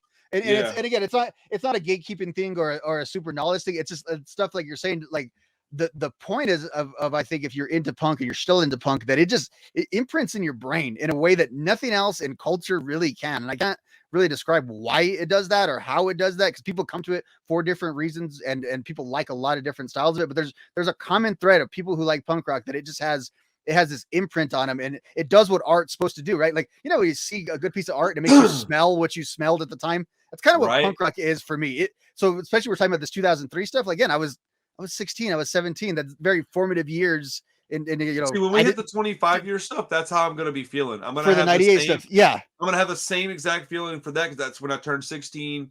Like, I remember buying, I had the story. We're going to have to do the episode on our first show because there's a story that goes with that. But basically, I have my first t-shirt still, and I lost it for like 4 years, dude. It went to a different person's house, who then it got given to somebody else, who then it got given to a girl who knew my sister and went, I think your brother used to have this shirt. She goes, that is my brother's shirt. And I got it back. Like, how does that happen to anything other than something I was supposed to own? Like, I'm supposed to have that. I have it to this day. And I lost my house in Hurricane Harvey. I lost everything. And I still have that shirt. Like, it's crazy, man. It's crazy. Well, let's right here, real quick. I got photos from the 2000. That's why I pulled that out. I have photos from 2003 Warped Tour. That's amazing, dude. On a camera I bought like that morning at the gas station next to the place. That's amazing, dude. It's amazing. Like, I want these forever. I want these to like be buried with me, just because. So I mean nothing to anyone else, just me. My first Warped Tour was 98, and boy, I tell you, I don't think one beat that. I don't think they ever topped it. Have you ever looked at the 98 lineup? I don't know. Tell me what it is. I probably have, but. It'll make you sad, dude. It was NOFX, Rancid, Bouncing Souls, Dropkick Murphys. It had the Deftones, Eminem, Blink-182, I think. Basically, that show I went to last year. Like it was like every band that you could imagine, and then stuff I didn't even know. So, and all the bands that would become basically the spine of pop culture for the next like 10 years too. Yeah, with Blink and Eminem and dude, it was Rancid and crazy. NOFX and the underground. I think Pennywise played. I'm pretty sure. Like, it was. Like, I'm probably getting some of it wrong, but it was one of those things where it was so ultimate, dude. Like, it was like the craziest. I got a Pennywise shirt from that Warped Tour that Jim did sign. It's kind of faded, but I put this out last night. Dude, I love Pennywise so much, dude. Hold on, I'm looking this stupid lineup up real quick, and then we still have a few minutes to go, man. Dude, this is taking forever. This is awesome. I'm having like the most fun I've had in a long time. Listen to this shit. Okay, dude. Bad Religion, Rancid, NOFX, Save Ferris, Cherry Poppin' Daddies, The Specials, The Reverend Horton Heat, Deftones, Unwritten Law, There you Tilt, go. The Living End, Hepcat, Aquabats, MXPX, All, Voodoo Glow Skulls, H2O, No Use for a Name, Less Than Jake, Mad Caddies. Are you kidding me? In one day? So you and I could go to that show and we would have 10 different favorite acts that I think we saw at that show, but it would all fit together because that is like you're in my range, right there. Yeah. Right there. You want to talk our common thread? 98 Warped Tour right there would probably be. Yeah, and also at that show was Eminem playing on the small stage. Eminem playing on the small stage. I can't even like comprehend that I saw him back then. Like it blows my mind, and I definitely did. I remember watching it and being like, this is weird, but I like it. Like, also I remember very, very, very vividly my first time seeing Anti-Flag was at a Warped Tour. I believe it was 99. And I remember running, like I remember my friend going, Anti-Flag setting up. And I was like, oh shit. And I took off running, and I was running through this, like, I don't know what to call it, like indoor pavilion place to go and see them. And this girl turns around. She's sitting on the floor. She turns. You know how you sit in the group, you're like running, and you're like, okay, well, I'll go this way because they're in a group and I won't hit them. So I went to go around them, and this girl turns around and sets a, dude, I don't know, 40-ounce soda on the ground right in my way, dude. And when I hit it, it exploded, and soda went all over all of them. And I didn't even stop. I kept running, and I was wet, and it was like a slick cement floor, and I slipped and fell, busted my elbow open, and I mean bad, dude. It was bleeding everywhere. I rolled, and I got up, and I kept on running, and I didn't realize I had hurt my arm so bad. So I run straight into the pit because they're already playing a song by this point. I run in there, and I'm like, and I'm like running around, and then all of a sudden my arm starts to hurt, and I realized that people are like moving away from me. I was slinging blood on people without knowing it. Dude, it was wild, man. And I remember having to like go to the what do they call it? The tent with the like medical tent. tent. And they were like, what happened to your arm? And they like hit it with the little butterfly things, and they're like wrapped it up with gauze. And they're like, you probably should just stay away from like any kind of pit. And I was like, what? It was like 3 in the afternoon. I was like, huh, what? Oh, dude, it was devastating. But man, I have these like little tiny blip memories of that day, and I'm like, oh, I remember that. That was like crazy, man. And hell yeah, dude. All right, let's talk real quick about probably, honestly, not the most important 2003 record at this point, but in 2003, this was the most important record of 2003. In my life at the time, this one reigned supreme. So in 2003, again, I wouldn't have a number one on my list, but. Oh, bro. In 2003, we both probably had Mohawk boners for Rancid, Indestructible. I can't tell you how many hours I listened to that album within the first 6 to 12 months that I owned it, because it's a lot. I remember not knowing what to expect because the last album I did not like. And I was like, oh no. And then I saw the cover of it, and I just felt, oh, it's an Outcome the Wolves 2.0. By the cover. I could tell by the cover that it was the cousin of my favorite record of all time. And I remember playing it, and I know, and I was like, oh, I'm indestructible. And something about that tonight, bro, I can remember I was in my friend's truck, and I remember getting it, like unwrapping it and putting it in, and then we were driving to my band's practice, and we were like listening to it, and I was like, dude, you like this? He's like, I don't know, you like it? I was like, I don't know, you like it? He's like, I don't know, you like it? I was like, I don't know, you like it? We just kept talking back and forth, like we didn't know what to think of it. And then one song happened, and I was like, no, I'm in. And it was Red Hot Moon. When Red Hot Moon came on, I was like, with your boy in it, Skinhead Rob. Oh, love me some Skinhead Rob. And yes, I had already been listening to the Transplants at that time, and I just thought this is the perfect amalgamation of punk, ska, hip hop, all the stuff I love is right here. And I was like, I remember pulling up to my practice and like went to finish the album. I listened to the whole album before I got out of the damn car. And my friend's like, "You, what are you doing? Would you get out? We got to practice." And I'm like, "Yo, I got to hear this, dude." And then my one buddy, he played Pete Sosa. Shout out to Pete, man. He ended up playing drums with like Roger Merritt, the Disasters. Like, that's my guy, bro. He played drums with the Street Dogs. That's my old drummer, dude. He's amazing. Wow. He's my favorite drummer of all time. If you look up Pete Sosa, that's my dog right there, bro. Yeah, I got like links to people that you're gonna be like, what? Like, yeah, it's the longer we get to know each other, the more you're gonna be like shaking your head at me and like, this fool right here. But yeah, man, like I listened to that album and it just I still love it, man. I still love it. Anyways, I want to shut up for a minute. Tell me what you think about this record. What did it do for you? Oh, it did a ton, because it was kind of like maybe like the Star Wars nerds when they got to see like a Star Wars that was made in the current day, whether you were going to like it or not. It was cool that you got to actually experience it in your time. I know exactly what that means. I know exactly what you mean by that. Because it was, we talked about this twice last week, so we don't belabor it, but there was a lot of buildup because it was supposed to come out way before that it actually did. So there was so much buildup. Again, and again, I'm not fully into punk rock, but I'm pretty in. And Rancid is the band that to me is just the coolest band. So it's like that I've already planted my flag. Honestly, before I even know if I loved older music, like that's the band I kind of want to be in. Like they seem cool, and I want to be into them. And again, there was the anticipation. Isn't that awesome, dude? It is totally. And again, right behind me, the 2003 Warped Tour. That was the main reason I wanted to go, was to see Rancid, and knew nothing. They played Fall Back Down there. I remember buying Rancid shirt, the Indestructible hoodie. That was the hoodie I got with. So I go to school that August. The album hasn't come out yet. Second day of school, I just say it's too cold. I need to start wearing my hoodie, and I'm wearing my Indestructible hoodie just on the second day of school in New Mexico. Not exactly a cold place, That's awesome. And it was just, I was so ready for it. I was so ready for it. The day, came out on the Tuesday, had to go get it. I think I had to wait till after school that I had to go get it. And it was just, I was so kind of like we were saying, like, do you like it? Do you like it?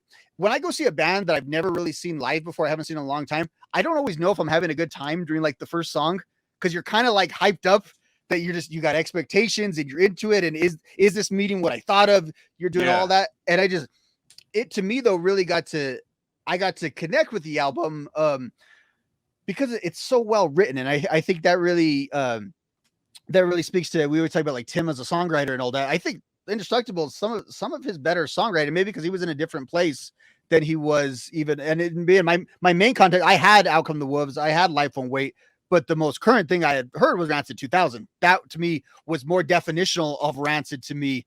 I didn't always have that complete context, and that to me, Indestructible kind of set the stage. Like, no, this is what Rancid kind of actually is. Yeah. And it had everything. It had relationship songs, had political songs, had Spirit of 87. It kind of had a little, just a little slice of anything you could possibly want. And then I like the way it's bookended with Indestructible and then the song about Lars's brother at the end. And it's just like, again, anytime that, a relative that passes away or any of that, it's just, I'm always cranking that one up. It mentions the name Robert in the song. So, that was cool. And I didn't know anything about Lars's brother passing away or anything like that, really.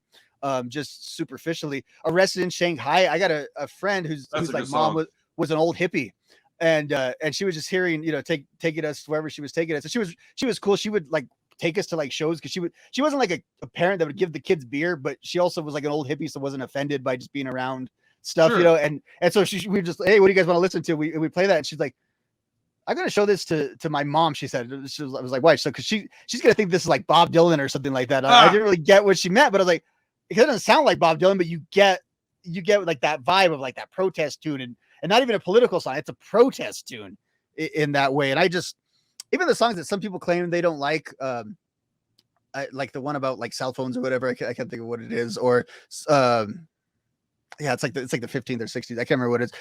I love that song. I love all the songs. I only underrate it. I overrate it. I think according to most Rancid fans in my Rancid discography, it just, obviously can't touch Let's Go and Wolves, but that's not an insult. That's just, it is what it is. And I still think probably I probably like Good Morning and Anchors Away a little bit better than it as an album as a whole. Yeah. But that's not an indictment on Indestructible. And then I had to defend it's hard to rank this stuff because they're also important to us. I had to defend Indestructible too. Like, in a weird way that I never had to. That was the only time I really had to defend Rancid. Like I think you had to do it probably a lot more from the era, because Rancid was still considered like I told you earlier, like kind of like the cool band. But then that came out, and all that old school hate kind of started to come out. They had they had the Fall Back Down video. It had Kelly Osborne and Osborne the in guy, it, and the guy then from one of Good the Charlotte dudes was from in it. Yeah. And then, well, and see, Good Charlotte is just the absolute worst. Dude. I got a little bit of that gatekeeperiness with. I remember being, again, all these stories seem to happen at school for some reason. I guess that's what I was when you're 17, and we had like a woodshop class, and the teachers, you just had a stereo and would just play like the generic rock station. And I remember Red Hot Moon coming on there, and the kids being into it, and I should have been way cooler about the kids being into it, but I was just pissed off that they were. Hey, look, we all get to do some of that though, man. We're allowed to be like that a little bit because we did support this stuff, man. This is the stuff that we put our blood, sweat, tears, money, time, everything, man. We put everything into this. Our heart and soul went into this stuff, and like those kids didn't. And maybe us being like that was going to weed out the ones that weren't gonna. And if you're not gonna, good, get the fuck out. I don't care. It is what it is, dude. Gatekeeper right here. I'll call it myself that. I say it all the time online. I'll be like, yo, gatekeeper here, you know, blah, blah, blah, blah, blah. Because in part, I'm saying it as a joke. But I mean, in all honesty, dude, like, am I going to protect the things that I love? Yeah, dude, I am. Sorry. If you don't like it, I don't give a shit. You know, sometimes I get told that I'm not cool enough to listen to Juice WRLD. I get it, dude. I get it. I'm going to listen to it. I'm going to review it. But I understand you telling me that I'm an old head. Get out of here. Cool, man. Whatever, dude. Like, think that. I get it. And then, honestly, that actually helps me out. Because when I get it, they go, oh, never mind. Like, he's probably just an old version of me. Like, yeah, I am, dude. So you'll. And then if you still don't like me, so you don't have to like me, dude. I'm not here to make friends with you. I don't give a shit. And, like, I don't think people understand that. Like, it's okay to just not care. I don't care. I can talk to you about it because I know you love it. And this kid that doesn't love it and acts like he does, look, dude, you got a few chances. If you want to listen to the song and like dance around to it and all that stuff, I'm not going to be bothered by that. But if tomorrow it comes on and you no longer care and you don't want to dance anymore, yeah, I have a right to say something to you about that. I don't know. Maybe I'm just an idiot. I just feel like I don't have very many things in this world that mean this much to me. And so I feel like it's a protection thing. I'm going to protect it from fake people, because while Rancid's not going to care if you are or are not a lifelong fan when it comes down to ticket sales, album sales, and such, I believe if you ask them individually, hey, man, does it bother you when people that like act like they like you, like show up and like rock your shirts and like do it to be the guy at the show? Like, I bet they would actually be kind of bothered by that. Like, yeah, man, they don't know any of our music at all. They're just here to be cool. That's kind of dumb. Like, not that they would go do anything about it, but I bet you that would get under their skin a little bit. Like I think Tim might not give a shit. I don't really think Tim's. But I bet Lars would be like bothered with Tim. Yeah, I think Lars would be like, yeah, that's dumb. Like, and I don't know. Maybe I'm wrong, dude. Maybe I'm just immature and stupid, and I'm okay with that. It's just a conversation. Like, it doesn't matter. What actually matters is that we listen to the music. So it doesn't really matter what we think. It doesn't matter what I think. My opinion doesn't matter at all. I understand that. It's not supposed to. I don't care if it does. It's just my opinion. And honestly, tomorrow I might wake up a little less tired than I am right now and have a completely different opinion about it. Whatever, you know. But yeah, it does. It is protective. It's protective. That's what it is. Yeah, and again, like, why am I being defensive over a song on the radio that the kids probably aren't even paying attention to? I was just mad that it was blended in because I wanted, I don't know, because you don't want that associated with shit like Fuel. Yeah, I guess so. Yeah, you're exactly right. That's what it is. I don't want kids that don't give a shit about this to know about it. I don't want you to know about it. Like, it's just like when kids go, hey, man, I want to make a screen printed shirt. I'm like, dude, I make screen printed shirts, dude. I'll just make you your shirt. Stop telling me you want to go make your own shit. You're not even going to do it. Like, you're going to buy a whole setup and you have all the money to do it too. I had to save up money to get this. You're going to buy the whole setup. You're going to make a shirt. It's going to suck and you're going to leave it in your closet. Like, yeah, it bothers me, man. It does. It is what it is. Maybe I'm just an asshole, dude. Well, like, I think punk rock takes effort, just the same way your shirt process does, right? And again, it's superficial. It shouldn't really matter, but it kind of does. Even if you're not getting like punk rock, even if you're not like living in a squat and all that, you're still having to do just a little more legwork to get into this and it just being super. It's probably a concept that's harder for kids nowadays to like realize because everything in this world exists to just be right in front of our face to what we are likely to like. Yeah. Whereas there, we maybe we didn't have the choice, maybe we did, but there was a choice that you were proud. Like I was proud that summer before I had to. Me and my friend found a way to go down to Las Cruces, which is a 4-hour drive, just to go to the Warped Tour. Primarily, the number one draw, as you can see right there, I was wearing the Rancid shirt at that show because I was like, that's why that was the sell. Like maybe if Rancid isn't on that show, I mean, I probably still want to go, but we don't try to find a way to make it happen. Yeah. But because they were there, and I remember at the time too, people like the people that were, a little more naive, and I was probably in that category. Rancid was so mysterious. And it was like, oh, could we just see him like in the daylight? That seemed cool. You know what I mean? Because I think we had only seen him in high contrast black and white at that point. Dude, like, what do these guys even actually look like? I was at 98 Warped Tour when NOFX threw all that money in the crowd. Oh, nice. Do you remember that? Have you heard about that?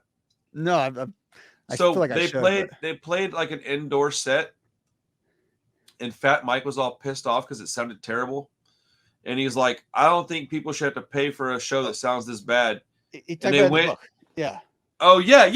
And he goes back and he got a bunch of money and just threw it out. And I just happened to be like dead center, 5 or 6 people back. And I just caught like $36. And they bought my dinner that night. They bought a pack of cigarettes and they bought some beer for me that night. So thank you, Fat Mike. And I was a kid. I was like 16, bro. I should have had any of this shit to begin with. But I do distinctly remember going to McDonald's that night and being stoked because I could afford to eat. And I was poor, dude. Like, I don't think people understand. Well, that's stupid to say. People understand. But a lot of people don't. And I was poor. And the fact that I even had a Warped Tour ticket was a pretty big surprise. I love my life, dude. I've had an awesome life. Everything that I've done has been rad. Some of it was, like, hard to do. Some of it was easier to do. My wife has helped me start businesses. I'm the luckiest dude on the planet, man. But it all stems from punk rock because I have a work ethic that I wouldn't have. Honestly, dude, I have to go back further than punk rock and say that my mom probably is the reason I have the work ethic I have. But she's the reason that, like, a combination of my mom's work ethic and then finding out that punk rock can be achieved if you just have this work ethic and then going, okay, I'll plug this into here and it creates this thing that I want. And it's like, oh man, I can just do it. Like, bro, I just started a label the other month and just put out an album for my buddy. I just met this guy on TikTok, bro. Like, we're friends now. I called him on the phone tonight. Like, that's my dog, dude. Like, that's my boy. But like, who else is doing that, dude? Tell me another YouTube guy that made up a record label to put out a tape for somebody. Like, show me, please. Yeah, like, I would like to know who that is. Yeah, I think to the extent that someone else would be doing that too, they would be going in the other direction, right? They would probably be doing that first, and then like, okay, maybe I can promote this on YouTube. You're almost going like DIY in reverse, right? You're on the big platform first, and then you're kind of funneling down to. It's not even that. It's just that I never changed. I'm the same guy I was in my 20s. I just happen to have a YouTube channel now. Like, I'm the same dude. I do the same shit with the same people. I listen to the same music. I talk to the same dudes. I just happen to be, your name's Rob and not John. He's TJ Trainwreck and not Grave Robbers. So, like, it's weird, too, because in my 20s, I put out 2 records, and they just happen to be, like, the same kind of music, dude. He's horror rap. They were a horror punk band. Like, it's the strangest thing, like, how this, like, I don't know, dude. My life has been weird, man. I'm a happy dude, though. Like, I love my life. Rancid, Indestructible was a crazy album, man. Like, it's got some classics, but I'll tell you what, this is probably going to bum you out, dude. It is really low on my rankings list, dude. Yeah. Like, it's like really like shockingly low. It might be second to last. And the weird thing is that's like, okay, second to last on Rancid's albums. I mean, that's still amazing. It's still ranked higher than most bands anything. So like, is it too generic? Like, I mean, by generic is like, because it's kind of like I think a Rancid sampler in a way is, so it's not as good as like Wolves could be, because it imitates Wolves sort of. It'll never be Out Come the Wolves, dude. I'm sorry, but that album is perfect. So when I was talking to you the other day and I was like trying to work through this list, I was talking to you while I was doing it. I was at work. I was listening to every album, but I wasn't listening to every single song in completion. I was going like 10 seconds into songs so I could remember what it was. And go, okay, yeah. I was like, oh, that's right. Yeah. So I was doing that and I was ranking the albums by like scale of 1 to 10. But it wasn't like 1, 2. It was like 1 or 1.75 even. Like just so I can put a differentiation between what was what. And I was like, okay, well, if Outcome the Wolves is a 10, Let's Go is a 10. Well, 93 is not quite as good as those. Okay, 9.75. Okay, well, then that means that Life Won't Wait wasn't quite as good as 93, so 9.5. And then I got to where I was in like the 8s, and I was like, wow, this is crazy. But like Self-Titled 2000, I genuinely tried to listen to it. I couldn't even make it through the whole album. I just didn't like it. I don't like it. It's got like 2 or 3 songs that I thought were pretty good. And I was like, all right, dude, so this is the one that I just have to go ahead and just put over here and go, okay, we'll get to that later.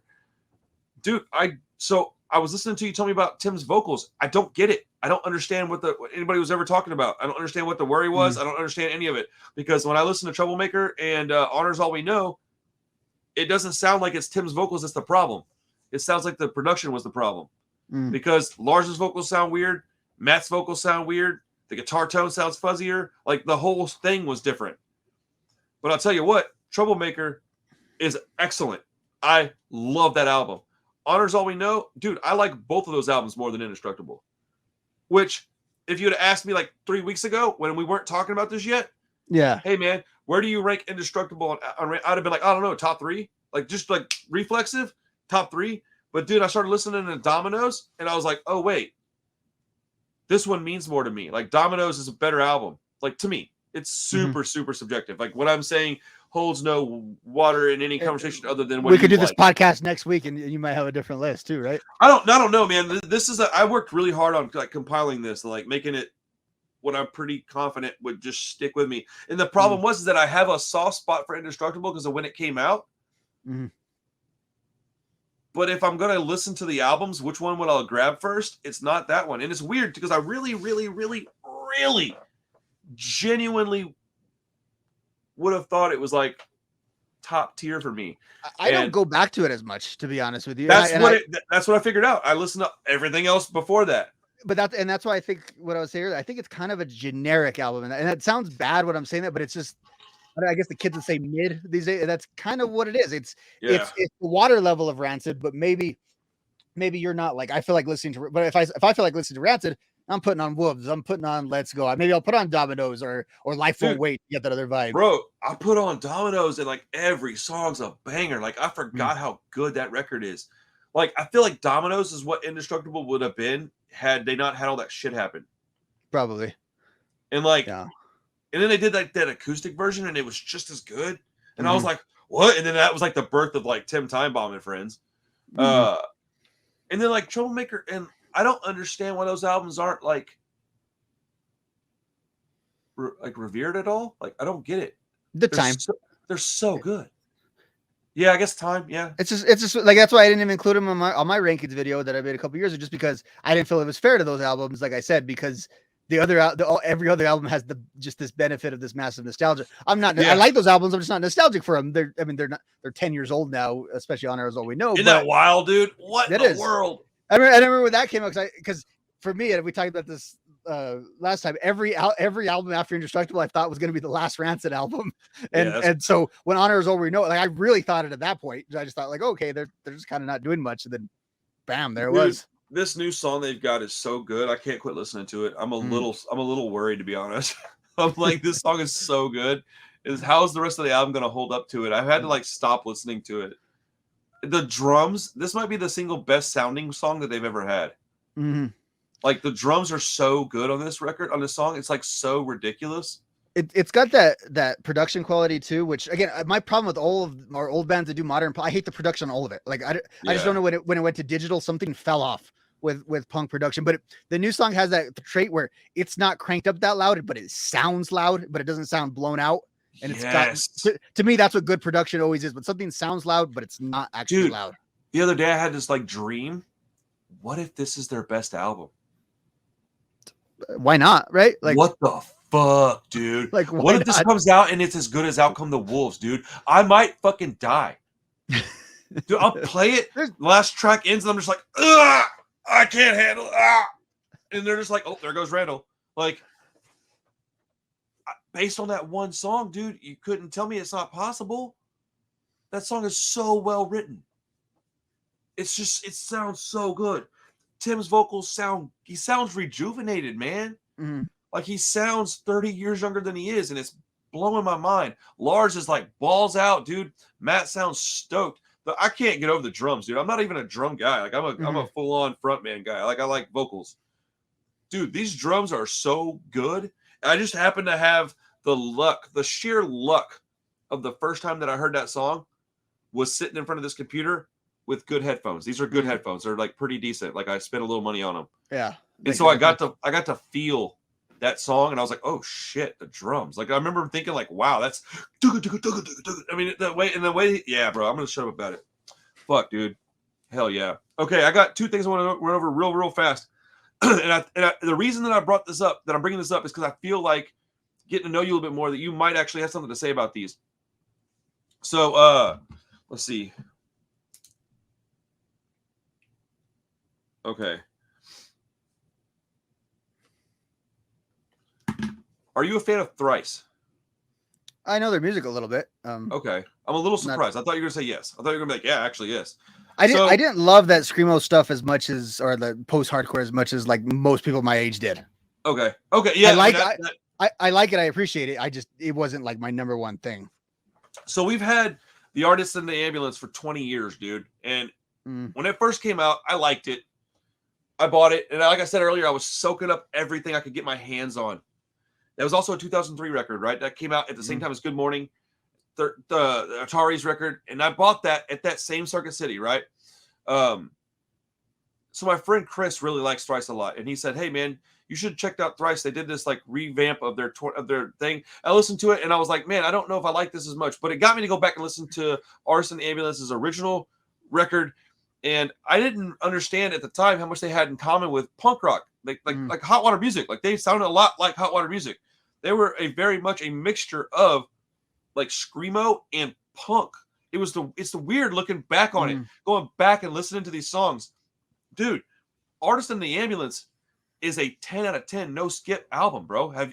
I would like you to go listen to that, man, if you have the time. It's not real long. That's here, hold on. I just wanted to bring these up because they're important, and I just haven't had the time to make a video about them. I can clip this out, throw it up, and it gives it a little bit of attention because I think it deserves it.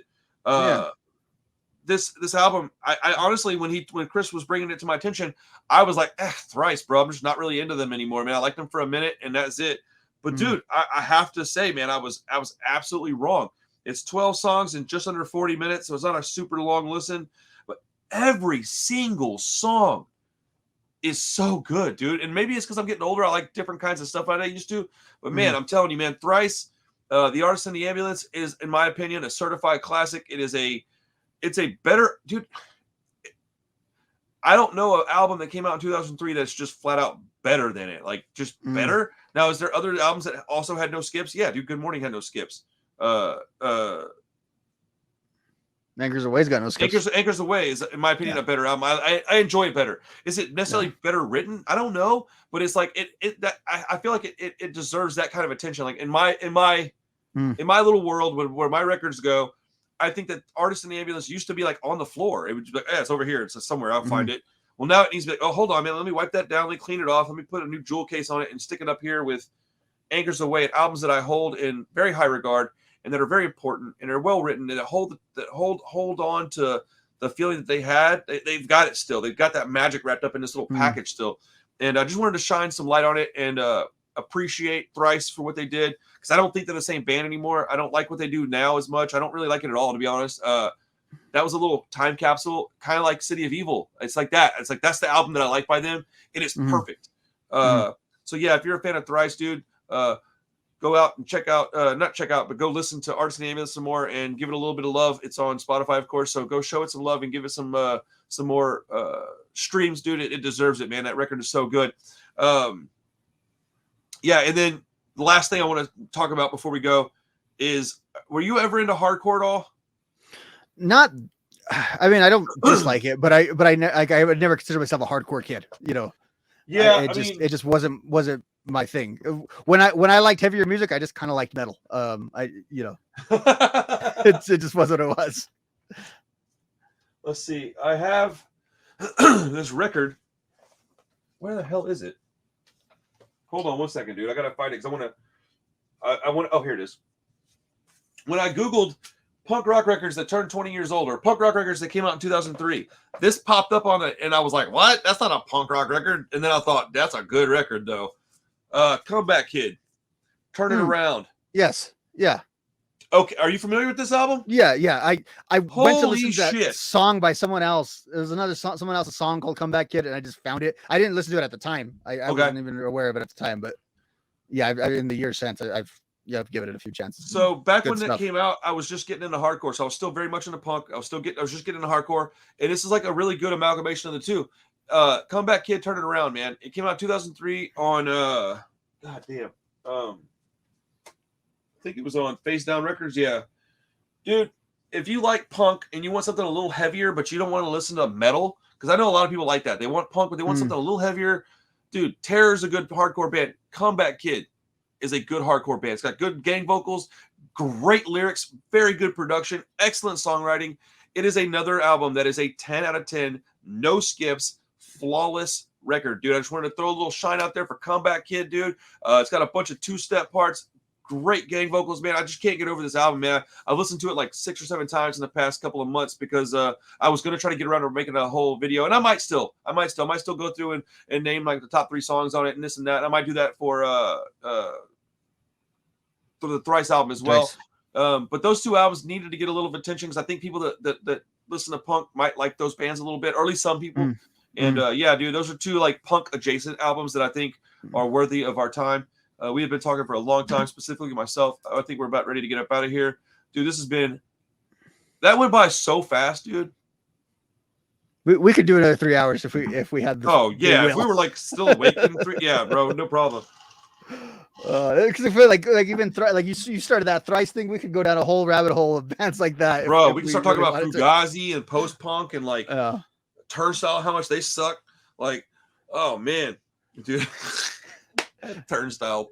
The first person on the internet to say Turnstile sucks. Congratulations. I think they have the highest approval rating of any band I ever hear about.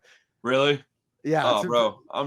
They're taking up that lane of like the kind snobby of people, the kind of underground band that people know about. So like, yeah, it's like, and yeah, that's, like there was like a moment where even, I don't know who else would be this. Maybe Dropkick Murphys would be an example of that, of like the one band that you're going to name. If you're on I like hardcore, I like show. Turnstile. You're like, Turnstile's not hardcore. They're hippies. They don't even wear shoes. Fuck off. And it's not necessarily that you like them. It's just like they're adjacent to that and you've heard of them, I think is, and you're maybe not repulsed by it as you thought you would be. People are so dumb. Turnstile can fuck right off. That's how we're going to end the... I love it because I always joke they have the highest approval rating on the internet, but there's always one exception. Bro, I just You know what's funny is I was just talking to my buddy that I'm putting the record out for, TJ Trainwreck, man. Shout out to TJ for being fucking awesome. And he also doesn't like Turnstile, so fucking let's go, dude. They can glow on and fuck off. I don't give a shit. Oh man. All right, everybody. Thank you for hanging out. If you're still here, I'm absolutely positively shocked, and I appreciate it. Yeah, I'll be clipping the shit out of this one probably. Dude, I don't know. I feel sorry for you, man. Like I was like about an hour and a half in, I was like, okay, it's gonna be a long one. Like, all right. I'm gonna have to take a vacation from work to edit this thing, I think. I am gonna send you the thing that I wrote down though. It's got all the little timestamps, so at least you can kind of navigate it a little easier. That'll be very helpful. Yes. Yeah. So, all right, everybody, thank you so much for your time, man. We'll be back in a week or two with what do you want to cover next time, man? You want to do let's not do another one of these yet. Let's give it a few episodes so we can like kind of regroup, because these are going to be longer videos very clearly. You want to talk about our first shows and let's like limit it to maybe 90 minutes or less? Yeah. Okay. We want to stick strictly to punk, or we want to just like first live music, or how do you want to do it? Punk. More. First time we witnessed a punk band live, and then if we want to like chit chat about other stuff too, because I mean I have other things I saw when I was younger too that I can just mention it. I don't want to go into detail, but I'll throw it out there. But like I'll take some notes and I'll try to like maybe streamline what I'm talking about, because I have really bad ADHD, and so I tend to just like go off topic. It's not on purpose. My brain doesn't know how to slow down, and so that's why I do that. I'll try to maybe take some notes, and maybe I'll put some effort into just reeling it in a little bit. Okay. Cool, man. Well, I hope you had as much fun as I did, man, because this was awesome, dude. This is a blast. This is a Fucking blast. so rad, dude. I'm super glad to know you, man, and I'll talk to you soon, bud. Right on, man. All right, Rob. See you later, bud. Bye.